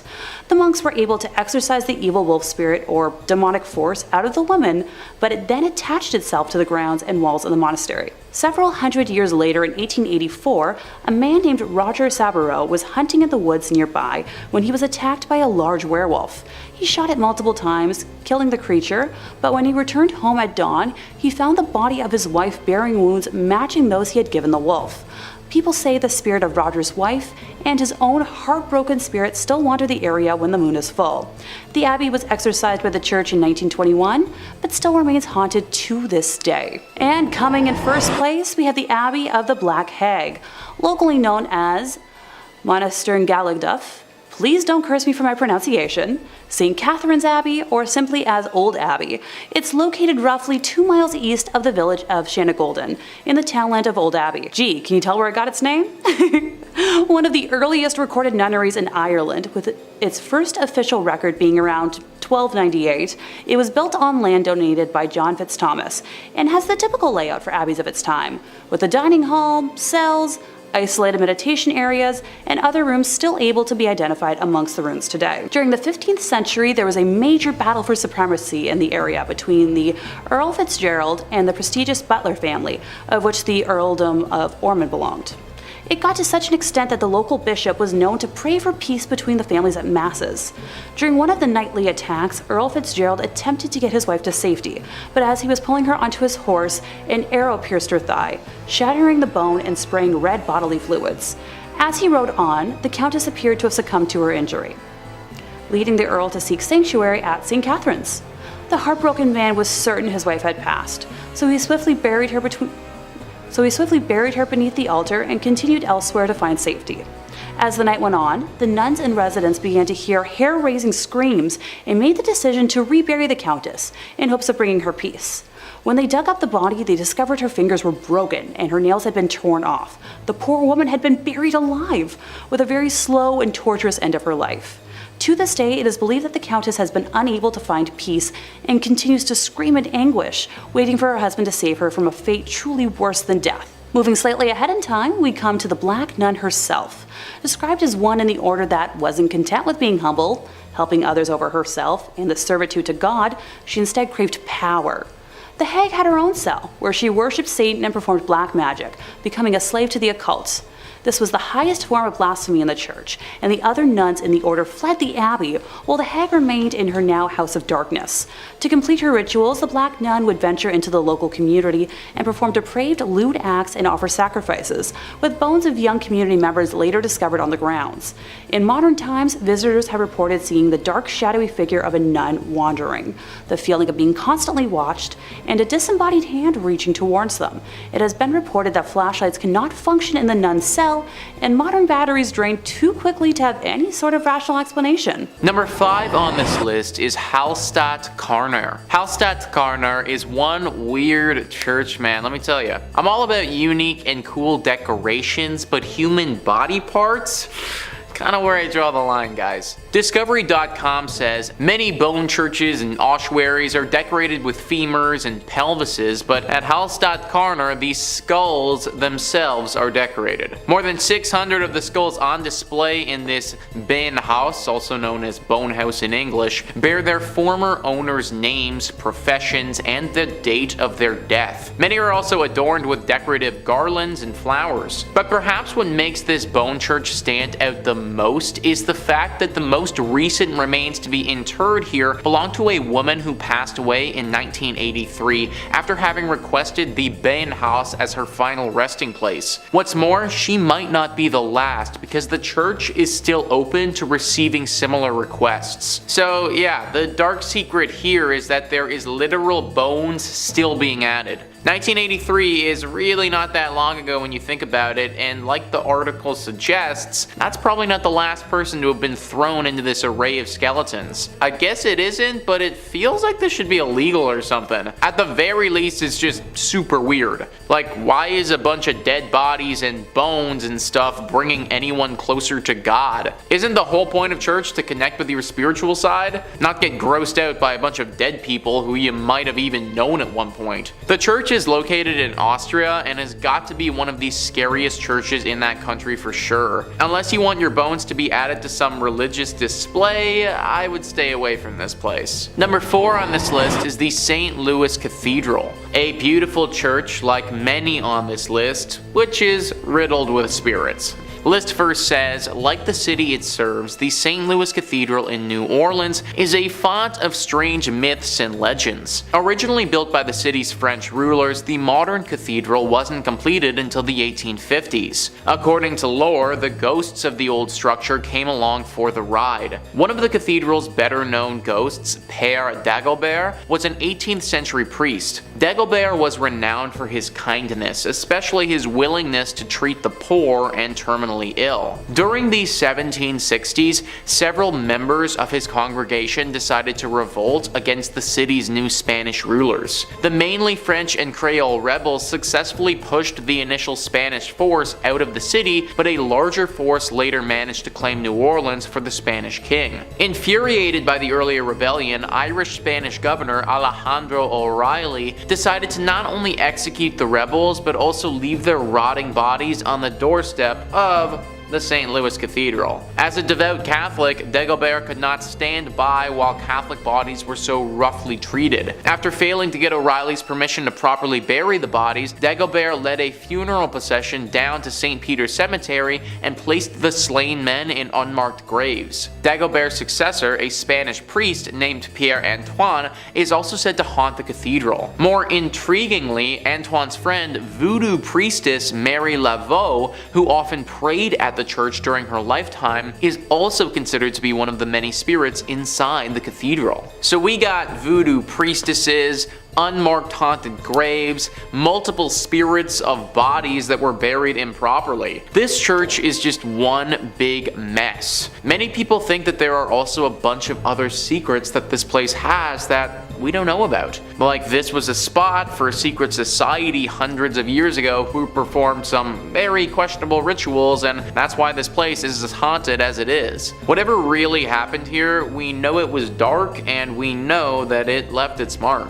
Number 3 on this list is Egg Hill Church. This church was home to one of the worst tragedies a church has ever been host to. I've never been a real churchgoer myself, but from my understanding, love, life, spirituality, all of this is supposed to be in the air when you go, and the whole reason for doing so. Death and hate and violence, that's all supposed to be left at the door. Pennsylvania's Egg Hill Church didn't quite do that. Instead, they invited death into the church on one particular Halloween night. Many years ago, the whole community gathered into the church on Halloween. The priest passed around bread and wine as is customary, but this bread and wine was a little off. In fact, it was very off. So off that everyone who had it died. It was poisoned. It's unknown whether the town had collectively decided to end their lives together that night or if this was all the priests doing, but either way, tens to hundreds of people's bodies lay lifeless on the ground when it was all said and done. Now, what are we left with? Well, the ghosts of all of these people, obviously. Even worse than that, the spirit of this evil priest still lingers here too, and apparently, he isn't done with the living. He's said to be very dangerous and wants to drag visitors down with him and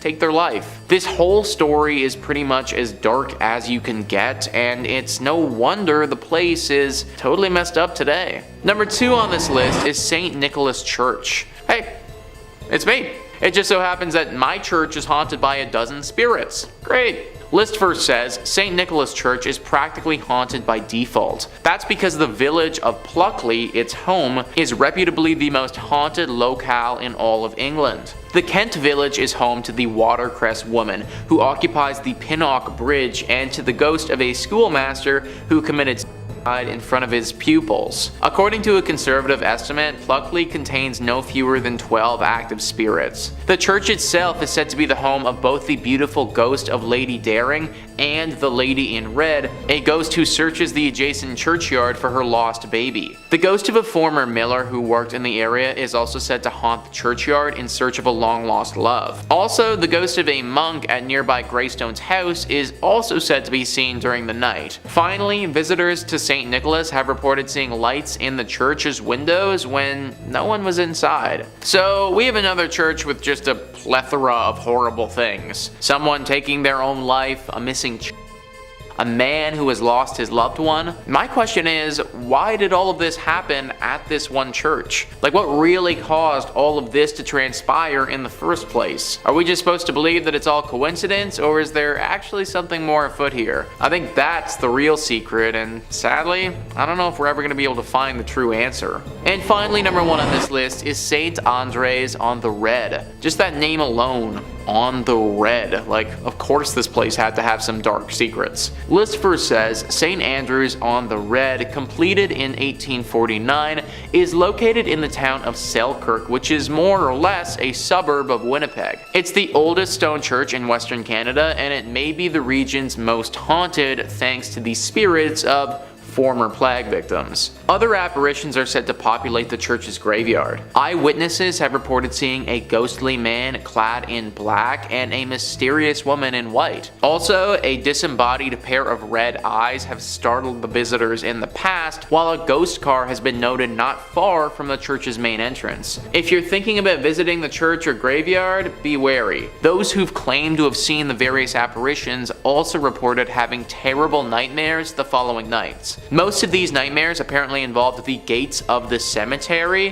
which rattle even though no hands are seen shaking them. Some people can't shake these nightmares either. The occasional individual will have these persist for months or even years. I'm sure that the architecture and natural beauty is nice and all, but I'm not trying to risk nightmares for a year to see it. I do wonder what happened to those gates though. Is it some weird thing with the wind that's causing it, or is it what people suggest, some type of ghostly intervention? I tend to think some sort of spirit has to be involved, considering the thing with the nightmares happens as well, but you gotta wonder who. Sometimes I really do think that being a paranormal investigator would be awesome, because you could get to the bottom of these things, but then again, that's a pretty unforgiving profession.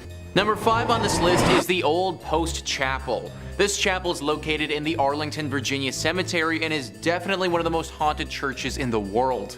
The Arlington Public Library writes, the Old Post Chapel was commissioned by Major George Patton Jr. in 1933 when he toured the chapels on the grounds of the Walter Reed Hospital.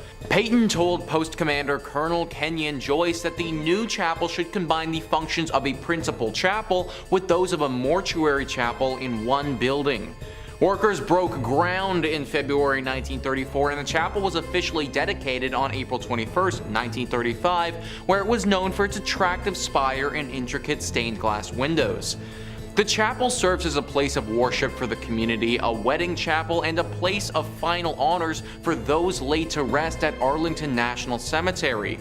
Many fallen service members have lain in wait in the Old Post Chapel for their final trip, and it's allowed family members to grieve in private. So it's unsurprising that many active duty service members have reported hearing disembodied voices and footsteps in the chapel when they've been there alone. Locked doors have unlocked themselves and opened on their own.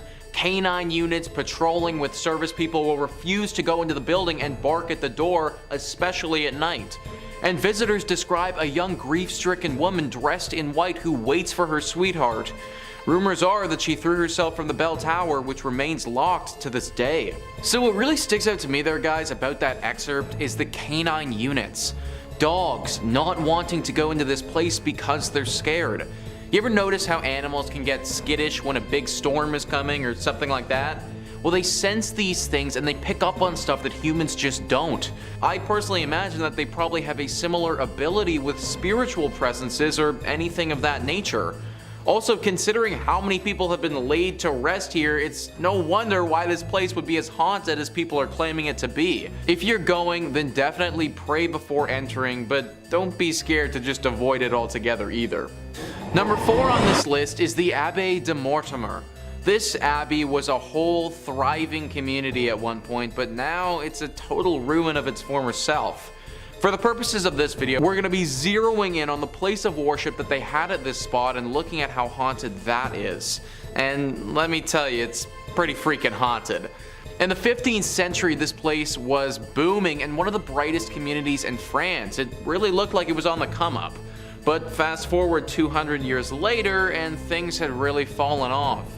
Greed had taken over and the men who were in charge were far more interested in their personal gain than the growth of this place. People started leaving and things started to wear and tear with time. Eventually there got to a point where there were only a handful of monks still there living under the leaky roof of this abbey. Well, in 1790 they met a very grim and sick fate. This was the time of the French Revolution and religion was very much out of favor. A group of revolutionists swept through the area, and believing that the monks had some sort of treasure hidden here, they took them into the cellar and they killed them. The manner to which these men died was brutal. Because of this, it's believed that their spirit still clings to the ruins of this place. Future owners of this location had many run-ins with ghosts and even had to perform some exorcisms in their time being there. There have also been reports of werewolves and other demonic creatures here. The monks are by far the most spotted poltergeists though. The crazy thing is that apparently they aren't that evil. One would think that after their life was so ruthlessly stripped away from them that they would harbor some anger, but apparently they don't. If you do make it out here, then I recommend you pray not only as a form of safety, but also as a sign of respect for the souls of the monks who still live here. Number 3 on this list is the Aquia Episcopal Church. Heading back to Virginia with this one, this church is located in a place called Stafford. The church itself is rather beautiful and looks super unsuspecting. Some of the other churches on this list in our previous part just gave me the vibe that something was up, but this one doesn't. The outside and the inside make you feel homey and very safe. Problem is, this isn't the case. Only in your state writes, one of the most famous mysteries associated with the church is that of the golden-haired skeleton.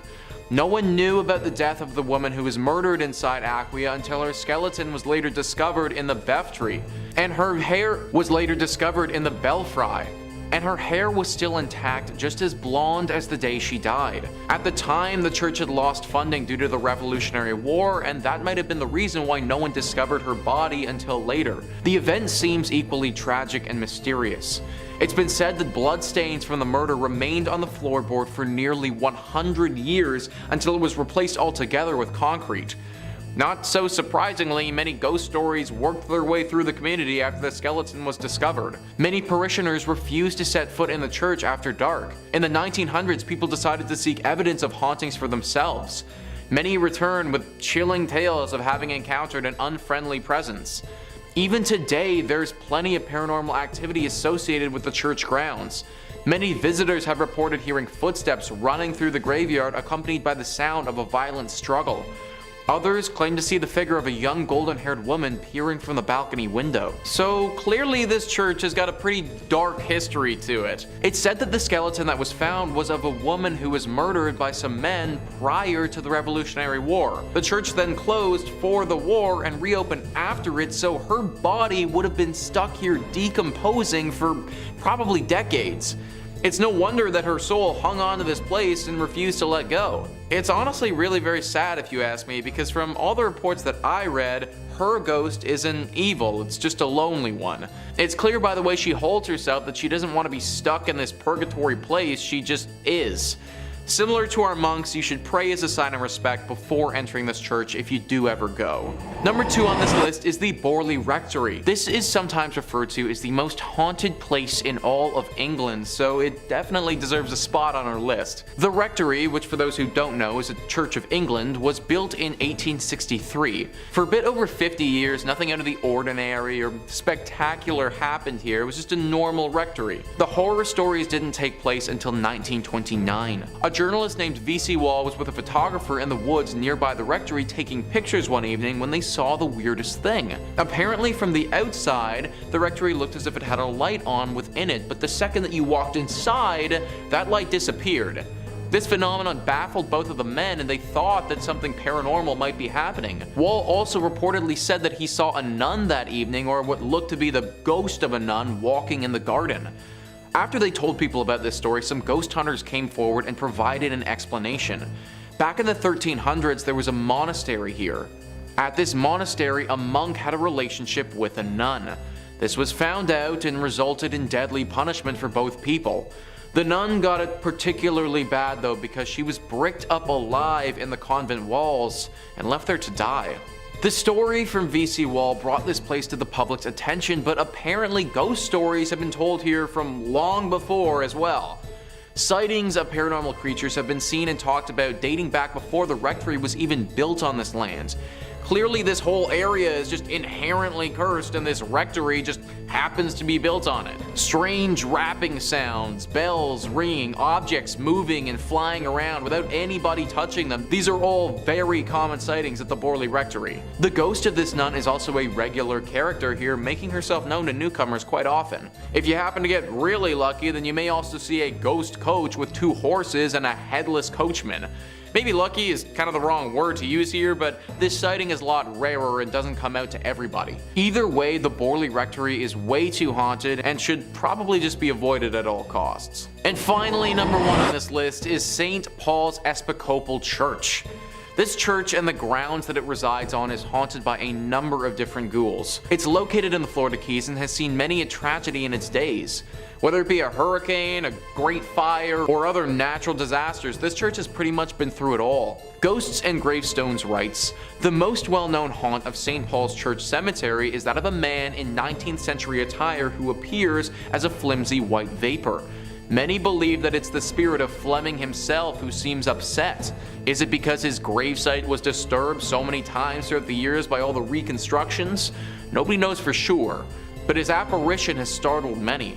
Another spirit that seems to roam the graveyard is a sea captain who appears to take great pleasure in frightening visitors. And beware of the ghost of a man who was legendary for driving the pirates out of Key West. His spirit is angry and ready to taunt, and those who've encountered his apparition say that even on a day when the weather is calm, violent winds come rushing through a tree that sits right next to his grave." John Fleming, the ghost that they talk about there, was the initial owner of this land and died on the property. His wife donated said land to be used for the church, but apparently her husband's spirit never left. The story behind the sea captain is unknown. Why he's come here or what happened to him is all a mystery. One thing is for sure though, he is a very dangerous ghost, and many visitors have reported being assaulted and terrified by him. This is definitely one of those churches that I would again avoid altogether, but if you do go, then make sure you say a prayer before entering. Number 5 on this list is Rosslyn Chapel. Rosslyn Chapel is located in Scotland and is arguably the most haunted church in that country. This chapel has a ton of ghostly legends surrounding it that lead to the lore of its hauntings. The Rosslyn Chapel actually writes themselves. In July 2006, a group of actors were rehearsing in the chapel for a play they were about to do at the Edinburgh Festival. One said that he saw a fairy-like figure in the grounds of the building. Another was locking up the chapel at the end of the rehearsal.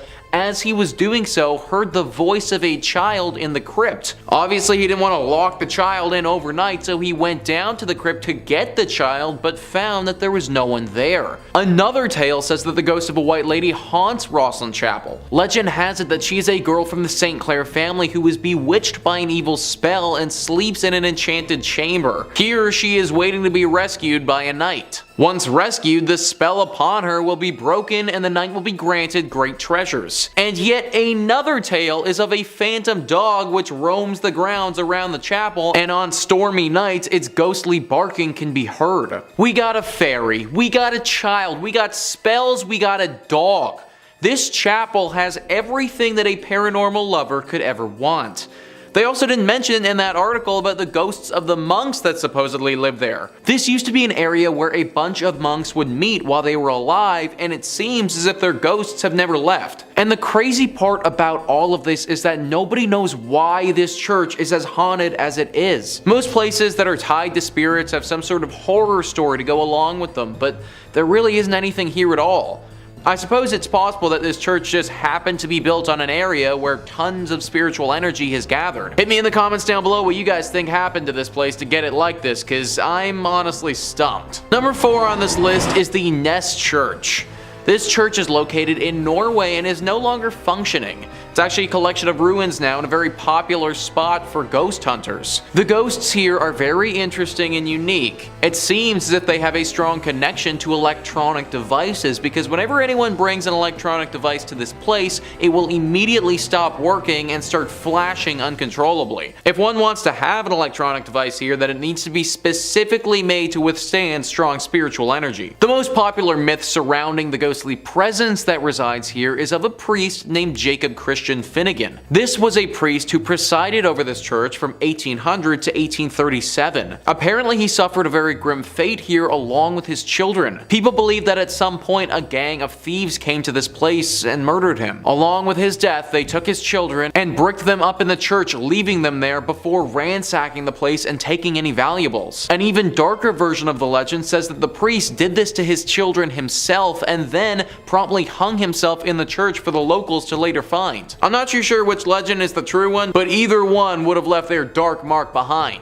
The screams of these children are frequently accompanied by the sighting of this priest. It's said that he'll stalk those who come here and follow them around, giving them a horribly uneasy feeling. At this point, the church is nothing but a ruin of its former self, and considering the ghostly presence that's waiting for you, I just avoid going altogether. Number 3 on this list is the Church of Agia Theodora of Vasta. This church is located in Greece and is one of the most unique churches you will ever see. Sticking out of this tiny Byzantine church's roof is 17 holly and maple trees. These are sizable trees as well and grow over 30 meters tall. There are 2 versions of how this church got its ghostly presence, and they're described well by Greeker than the Greeks. They write, coming from a family of only girls, Theodora, to save her father from having to join the army, disguised herself as a boy and joined up. Not long after joining the army, a local girl, believing Theodora to be a boy, and when Theodora, for obvious reasons, rejected her, the girl, out of revenge, claimed she was pregnant by Theodora and demanded they be married. For reasons known only to Theodora, she did not reveal her secret, which could have saved her, and refused to marry and was consequently put to death. Version 2 is more or less the same, only this time,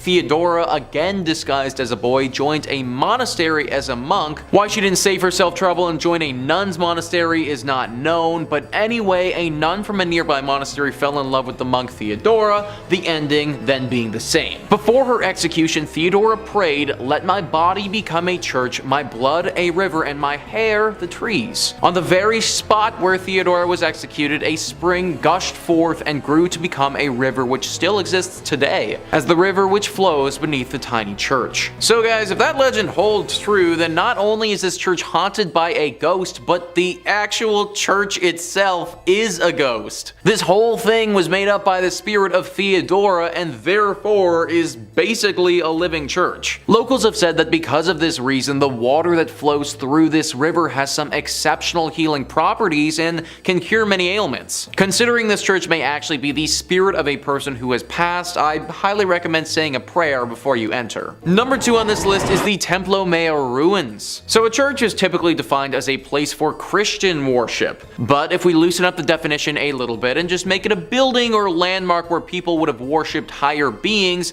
then the Templo Mayor ruins can certainly qualify. This temple is one of the most haunted places in Mexico, and for good reason. Gaurav Gupta writes, "This archaeological site in Mexico has a blood-soaked past. It is a haunted Aztec civilization site that has made its presence felt through the time. Around 4,000 people were brutally killed to please Aztec gods. The priests would cut out the beating hearts from the victim's chest and then throw their lifeless bodies on the stairs of the Aztec temple. Aztec's last emperor made his last stand against invading Spanish armies before he was tortured and killed. This Aztec is now a museum, and tourists report strange, sensational feelings and sightings of shadow figures." 4,000 people were likely sacrificed here. That is just an insane number of people to have died over the years. Not to mention the fact that a battle took place here, and that would have caused more loss of life in great numbers. Needless to say, the spirits of those that passed have never really left. Glowing orbs are always spotted at this place, especially in the evening. Some people have also felt contacted by the dead before. Like they go into a deep trance and get a vision of something to come or something happening in a totally other life. From my research, they've had a hard time explaining it, but they know that something paranormal has touched them. Some locals have even noted a bright light flashing up into the sky at this place before. It happens very infrequently and doesn't seem to have any rhyme or reason to it, but every now and again you can spot a beam of light blast into the sky. I don't think it's unbelievable to think that this place is deeply haunted with all of the death that's happened here. From my reading, it seems to be decently safe to visit if you go during the daytime, but I'd still say a prayer to those that were lost here. And finally, number 1 is the Chapel of the Dead. This one is really interesting because it's actually a crypt underneath a big church. The Chapel of the Dead, or the Capuchin Crypt, is located in Italy, and it's underneath the Santa Maria della Concenzo dei Cappuccini Church. This church is located in Rome and was built in the 1600s. The church itself wouldn't be haunted if it wasn't for the 3,700 skeletal remains that are found underneath it. Yeah, that's right folks, this Chapel of the Dead has a bunch of dead in it. The remains of these dead are everywhere along the walls and represent different rooms of this underground chapel. There are 6 different rooms that comprise this chapel, and they are as follows: Crypt of the Resurrection, the Mass Chapel, Crypt of the Skulls, Crypt of the Pelvises, Crypt of the Leg Bones and Thigh Bones, and Crypt of the 3 Skeletons. Crypt of the Pelvises, guys, that's an actual thing. I feel like I don't need to go into detail about what sort of remains hang along the walls in that room, but yeah, that's an actual thing. And listen to what Wikipedia writes about the last room, the Crypt of the 3 Skeletons. The center skeleton is enclosed in an oval, the symbol of life coming to birth. In its right hand it holds a scythe, symbol of death, which cuts down everyone like grass in a field, while its left hand holds the scales, symbolizing the good and evil deeds weighed by God when he judges the human soul. A placard in 5 languages declares. Obviously, with all this being said, this place is deeply haunted. It sounds like something straight out of an Indiana Jones movie, and from what locals have said, it definitely could be. Severe bad luck can befall those that enter into this chapel, and it seems to be totally random. I could enter it and be like 100% fine, but you could enter it and just have horrible things happen to you for years. It's a really interesting place to read about, but definitely not the sort of place I'd recommend visiting. What better place to start today's list than an old abbey? Specifically, Roche Abbey is a now ruined abbey in the civil parish of Maltby, Rotherham, South Yorkshire, England. If I mispronounced any of that, I apologize, I tried. It is in the valley of Maltby Beck and is administered by English Heritage. It's also listed in the National Register of Historic Parks and Gardens. The abbey was founded in 1147 when the stone buildings were raised on the north side of the beck. The co-founders of Roche were Richard de Buzzley, likely the great nephew of the first Roger de Buzzley, the Norman magnet builder of Tickhill Castle, and Richard Fitzgerald. When the monks first arrived in South Yorkshire from Newminster Abbey in Northumberland, they chose the most suitable site of the stream that runs through the valley to build their new Cistercian monastery. 25 years later, at the end of the century, the Norman Gothic Great Church, dedicated to the Virgin Mary, had been finished, as well as most of the other buildings. The control of the abbeys was vested in the de Vesci family, lords of Rotherham, who in turn subfeuded the land to Richard Fitzgerald, Lord of Wickersley. From the start, the Abbey of Roche, built for the so-called white monks, as the Cistercians were known, had an almost otherworldly air.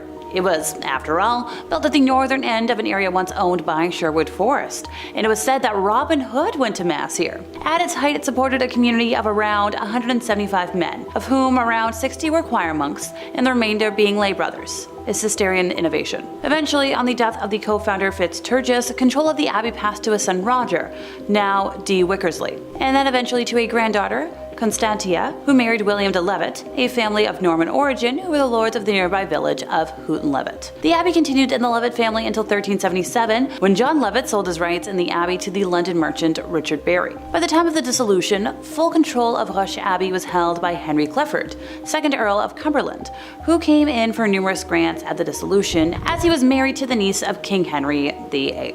Back in 2021, members of the Conisbrough Paranormal Research Association were adamant that they had spotted a spooky monk at the old abbey. Dean, age 38, from Conisbrough, said that they had been up there taking photos, and the most interesting one was near the first gatehouse. They had found that one of the pictures, which had showed a monk from the chest up, with an orb, like a ball of energy, and the photo showed the outline of his head and a hood. Now, they were still going through the photographs at the time of the articles, because they took up to 1,000, but they were pretty sure it was a monk that would have lived there in the 12th century, when it was still an abbey. So the footage we have today was from the Haunted Finders channel here on YouTube, where a group of investigators had their equipment pick up a lot of spirits still kicking around on the grounds. Time to move over to Nest Church for a little change of pace, and maybe I won't bungle up as many words. Eerily surrounded by gigantic fields, this church is so rural that Google Street View didn't even have documentation of it by 2019. Hell, as of the time of my recording of this, they still don't have a Street View option. There are other roads nearby that have been covered, but nowhere near the church. Like we got like here, the church is over here, none of this. If that isn't ominous enough, I don't know what is. Originally organized as the Norwegian Evangelical St. Johan's Congregation of Meeker and surrounding counties in 1861, Nest Church, located in Litchfield, Minnesota, is said to be one of the most haunted locations in the state. This tiny country church is said to be haunted by the spirits of settlers killed during the Sioux uprising of the 1860s. In the nearby town of Acton, a handful of young locals shot and killed 5 settlers, including a woman and her daughter, and all 5 are buried there. The incident sparked a violent conflict that ended with a mass execution of 38 Dakota residents in Mankato, a dark chapter in Minnesota's history. Some folks have reported the lights of the church come on by themselves and apparitions spotted on the premises. Avid ghost hunters frequent the grounds, and back in 2015, there was actually an instance of 4 people breaking into the church and being charged with felony burglary and criminal damage to property. Church officials tried to curb the trespassing and unwanted break-ins by offering guided tours. The video in question today seems to show an apparition caught on camera. You let me know what you think in the comments. Back to abbeys we go, with Kirkstall Abbey next up on the docket. The picturesque ruins have been drawn and painted by artists such as J.M.W. Turner, Thomas Girton, and John Sell Cotman. Kirkstall Abbey was acquired by the Leeds Corporation as a gift from Colonel North and opened to the public in the late 19th century. The gatehouse became a museum, which is now part of the Leeds Museums and Galleries group. The English houses, of which there are remains at Fountains, Rievaulx, Kirkstall, Tintern, and Netley, were mainly arranged after the same plan, with slight local variations. Situated just outside of Leeds, Kirkstall Abbey still stands to its full height and for centuries offered a peaceful existence for the monks who lived and worked there. However, daily life could be harsh, and like any community, it was not immune to intrigue and mystery as religion developed. With over 800 years of history, this abbey attracts many visitors and is considered one of the oldest attractions in the region. During the dissolution of the monasteries under King Henry VIII, this abbey was emptied and its remains were left behind. Now, after that dissolution, sightings of ghosts have become common, and by the 19th century there were reports of ghostly apparitions in the nave of the church. One witness claimed to have seen a funeral procession of somber men, clad in white, proceeding slowly. Now, the abbey is also famous for its repeated haunting manifestation of a former abbot that walks around the building that has now been converted to the Abbey House Museum, although you're more likely to hear him moving around than you are to see him. Some also believe that there is a mad monk who haunts the abbey after his brother was killed by highwaymen on his way back from the Fountains Abbey, which is another abbey in Yorkshire. Mad with guilt and despair, he began carving his brother's initials into the abbey grounds that can apparently still be seen in small bench nooks around the ruins even now, and he continues to walk around the abbey to this day. The grounds are also home to a young female entity called Mary, who witnessed her lover ending the life of another and then turned him in. She has often been seen with the ghost of a dog, but we're not sure if they're connected or not. The footage we have today, by the way, is another stellar example of spirit communication tech at work. I've used some of those things before myself. They are quite reliable and pretty freaky. Okie dokie, internet sleuths, I need your help with this next video. In my opinion, it's an internet legend that's been kicking around since 2007. Heck, I remember the first time I watched it on my little iPod under my High School Musical comforter, terrified. I was up too late, and when my brain saw something like this, well, I was already in the dark. Well, let's just say it set my mind racing. I'm the kind of gal who needs to have all the doors closed in a room or I cannot sleep. It is not happening. Heck, I was recently in an area that was affected by a weird power outage, and I think I lasted like an hour in the darkness with my 20 candles before I went to a home with power because I couldn't stand being alone with my thoughts, and yeah, nope. Not it. Sorry, back to the video I go. This one depicts David Holley and Jake Garrison, who alleged that they stumbled upon an abandoned chapel in the woods and decided to do some sleuthing. As one does. How very Scooby-Doo of you. And the duo encountered a spirit playing the piano while they did. And very well, if I say so myself. Fun fact about me, folks, I took Royal Conservatory piano testing when I was younger, so I have an idea of what I'm talking about. I used to have to sight read. Other than that, I have no idea where the funeral channel guys are located, so let me know in the comments what you know. Okie dokie, everybody. We're gonna end today with an exorcism filmed through a peephole. So it's no secret that exorcisms are still a practice done today, but the Catholic Church really likes pretending that they don't because of the negativity and stigma around it. Technically speaking, the Catholic Church authorizes the use of exorcism for those who are believed to be the victims of demonic possession. Specifically, in Roman Catholicism, exorcism is a sacramental but not a sacrament, unlike baptism, confirmation, or confession. So unlike a sacrament, exorcism's efficiency depends on 2 elements: authorization from valid and legitimate church authorities and the faith of the exorcist. The church will ask publicly, and in a position of authority, in the name of Jesus Christ that a person or object be protected against the power of the evil one and withdrawn from his dominion. Now, the rite of exorcism was revised in January of 1999 and assumes that possessed persons retain their free will, though the demon may hold control over their physical body and involves prayers, blessings, and invocations with the use of the document of exorcisms and certain supplications.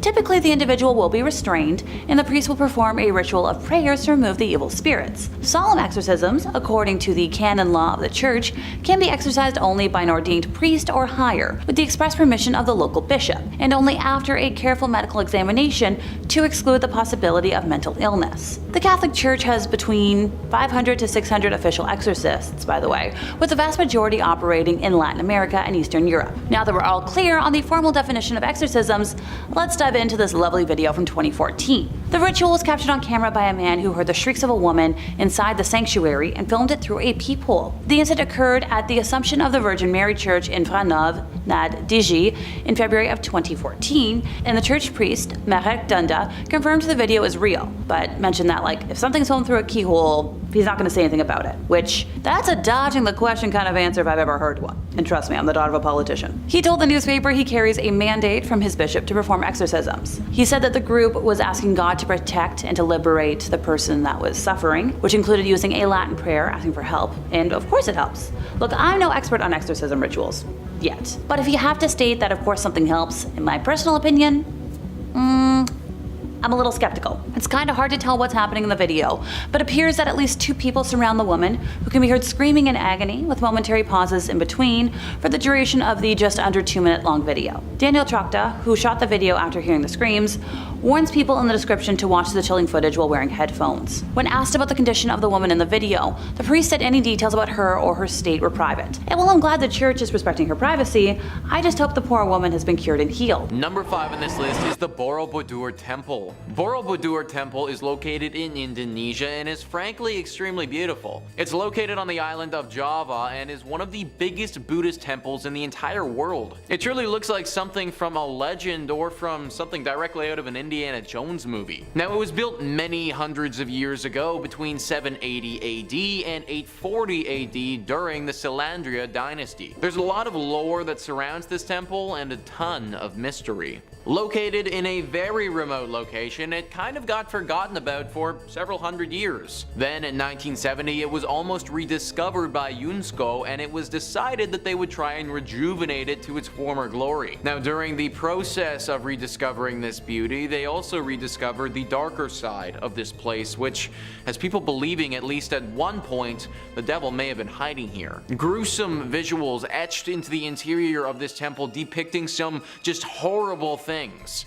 Torture, beheadings, displays of sheer violence that I can't get into detail on YouTube about. Some awful drawings showing what would have gone down here at one point in history. Also, along with these acts of violence, some drawings that seem to point to the presence of the devil. Drawings looking at potential rituals that would have been performed in honor of this devil. People worshipping the devil and praising him, all of that. Nowadays, it's pretty understood that this place no longer hides the devil. But for several hundred years, it's very possible this could have been a bit of a stronghold for either the devil or another evil spirit. Number 4 on this list is the Chernobyl Church. Now, I imagine a lot of you have heard about Chernobyl before, the devastating accident that went down in Ukraine back in 1986. If you aren't familiar, then basically a huge nuclear power plant exploded, which caused the worst nuclear accident the world has ever seen. It killed 31 people right off the bat, and then several more over the years from radioactive poisoning. That area where the blast occurred has been closed off to the public, and rightfully so. It's literally still radioactive to this day, and if people were to go into the 20-mile radius that's closed and then proceeded to stay there for an extended period of time, they would certainly feel the negative effects of doing so. All of this has left for a very creepy abandoned city vibe that looks like something straight out of the apocalypse. Most of the buildings here are horribly worn down and starting to fall apart. After all, it's been over 30 years and no one has looked after them at all. Which is why it's very strange to see the church in this village still in perfect condition. Recently, somebody entered into the radiation zone and went into this church. They were shocked to see that the church itself on the inside was still in perfect form. Even though everything around it has been hit hard with decay, this building still remains how it was. Why? Well, the person taking these photos didn't know, and they didn't stay too long to find out. Apparently, after entering, it wasn't long before they started to feel a very ominous presence.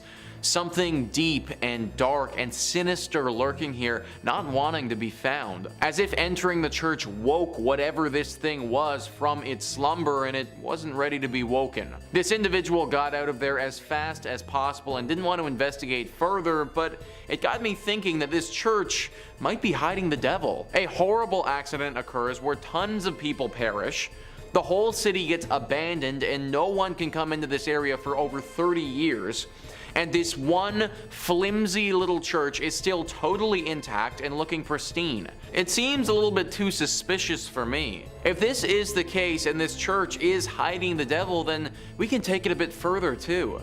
Now the real question comes out about how the Chernobyl accident really went down. Maybe the devil, or whatever demonic creatures living in this church, had some role to play. Number 3 on this list is Greyfriars Kirk and Churchyard. This church is located in Edinburgh in Scotland. History Hit says, with the Kirk tracing its origin to 1598 and the graveyard dating back even further to the 1560s, Greyfriars Kirk and Churchyard in Edinburgh is said to be one of the most haunted religious sites in the world. Known for body snatching and violent ghosts, the famously fearsome site has even been referred to by Scottish poet Robert Louis Stevenson. The site's most famous ghost is Mackenzie poltergeist George Mackenzie, who is known during his lifetime as a ruthless persecutor of Scottish Covenanters, a Presbyterian movement in the 17th century. His spirit was reportedly released in 1999 when a homeless man looking for somewhere to sleep broke into his final resting place, the Black Mausoleum. Next to this mausoleum is the former Covenanters prison, which housed some 1,200 members of a failed anti-government revolution in 1679. Only 257 prisoners came out alive, with the remaining dead sent to haunt the churchyard. This church is haunted by so much negative energy that people around the area believe it's actually attracted the devil. Basically, all of this evil has gotten the devil's attention, and it's possible that one of those evil spirits that's hiding out is the devil in disguise. It's also believed that the devil may have released all of these demonic spirits to keep people away from this place, as he's doing something sinister. We may never know for sure though. Number 2 on this list is the Church of St. Mary the Virgin. This church is located in Bedfordshire, England, and could very easily be a hiding spot for the devil. Bedfordshire Live says, the Church of St. Mary the Virgin in Clophill, Bedfordshire was abandoned for about 170 years after it fell into disuse in the 1840s. During this time, the church fell into ruin as it lost its roof and became a focal point for vandalism, antisocial behavior, and, according to ghost hunters, black magic. Over the years, many people have reported seeing strange things near this church, from mysterious hooded monks to tall dark figures. The 14th century church was reportedly used for satanic rituals in the 1960s. As rumor has it, bones were dug up and arranged in satanic patterns. Damien Odell, head of the Anglia Paranormal Investigation Society, theorizes that the hauntings are what remain of black magic rituals from many years ago. He explained there's definitely something strange going on at the church, and my personal view is that it's down to black magic practices held there. I think it's possible for a group of Satanists to conjure up something and leave it behind. A sort of guardian or elemental. He added, if this is the case, it certainly does its job because it frightens the living daylight out of people. Other theories speculate that it's haunted because it's facing the wrong way. Churches traditionally face east, the direction from which the sun rises, which is associated with the location of heaven. However, because St. Mary the Virgin faces away from God, it's said to have opened up its doors to hell. Many locals have thought that this church is the literal church of the devil because of all the sightings and the fact that it's facing towards hell rather than where it should be facing. Even if it isn't the devil that is here, it's clear that there is some sort of demonic presence for sure. Personally, I would avoid this church at all costs if I was you. And finally, number 1 on this list is Egg Hill Church. Egg Hill Church is one of the creepiest and scariest churches on this list, and it's for good reason. The church is located in Pennsylvania and has seen a horrifying atrocity committed there in the past. Before I even get into the tragedy that went down here, let's just take a look at this place and how creepy it is. It's this small barn-looking structure that doesn't look to be in good repair at all. It's got a few gravestones sitting out front of it, and it's relatively in the middle of nowhere. It looks like the sort of place where a serial killer would be lurking, or in this case, maybe even the devil. In the early 1900s, this place hosted a horrifying mass murder. The pastor of this church held a congregation, gathering everyone in the surrounding areas to this church. When they were all inside, he chained the door shut and murdered everyone. He wasn't just interested in his visitors though, because right after he was done with that, he took his own life as well. This was obviously a major shock to the community when it happened, but even to this day, it's left people baffled. The pastor apparently never showed this sick and sadistic nature in his character before, and this act of terror came out of thin air.